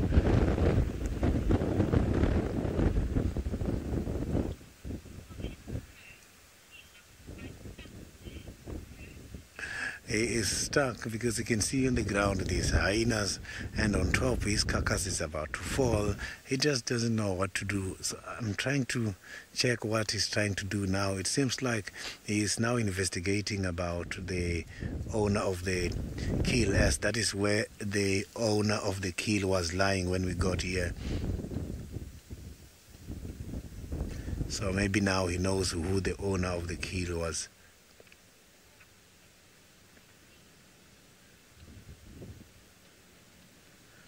Yeah, you can see the animals are gifted. They can be able to identify each other just from the scent. It has been a lovely morning with quite a lot of cats activities. You can see we saw another unknown cat which has been identified by my viewers. Now Hosana is here. Thank you very, very much for all your comments, questions. Let's meet again this afternoon.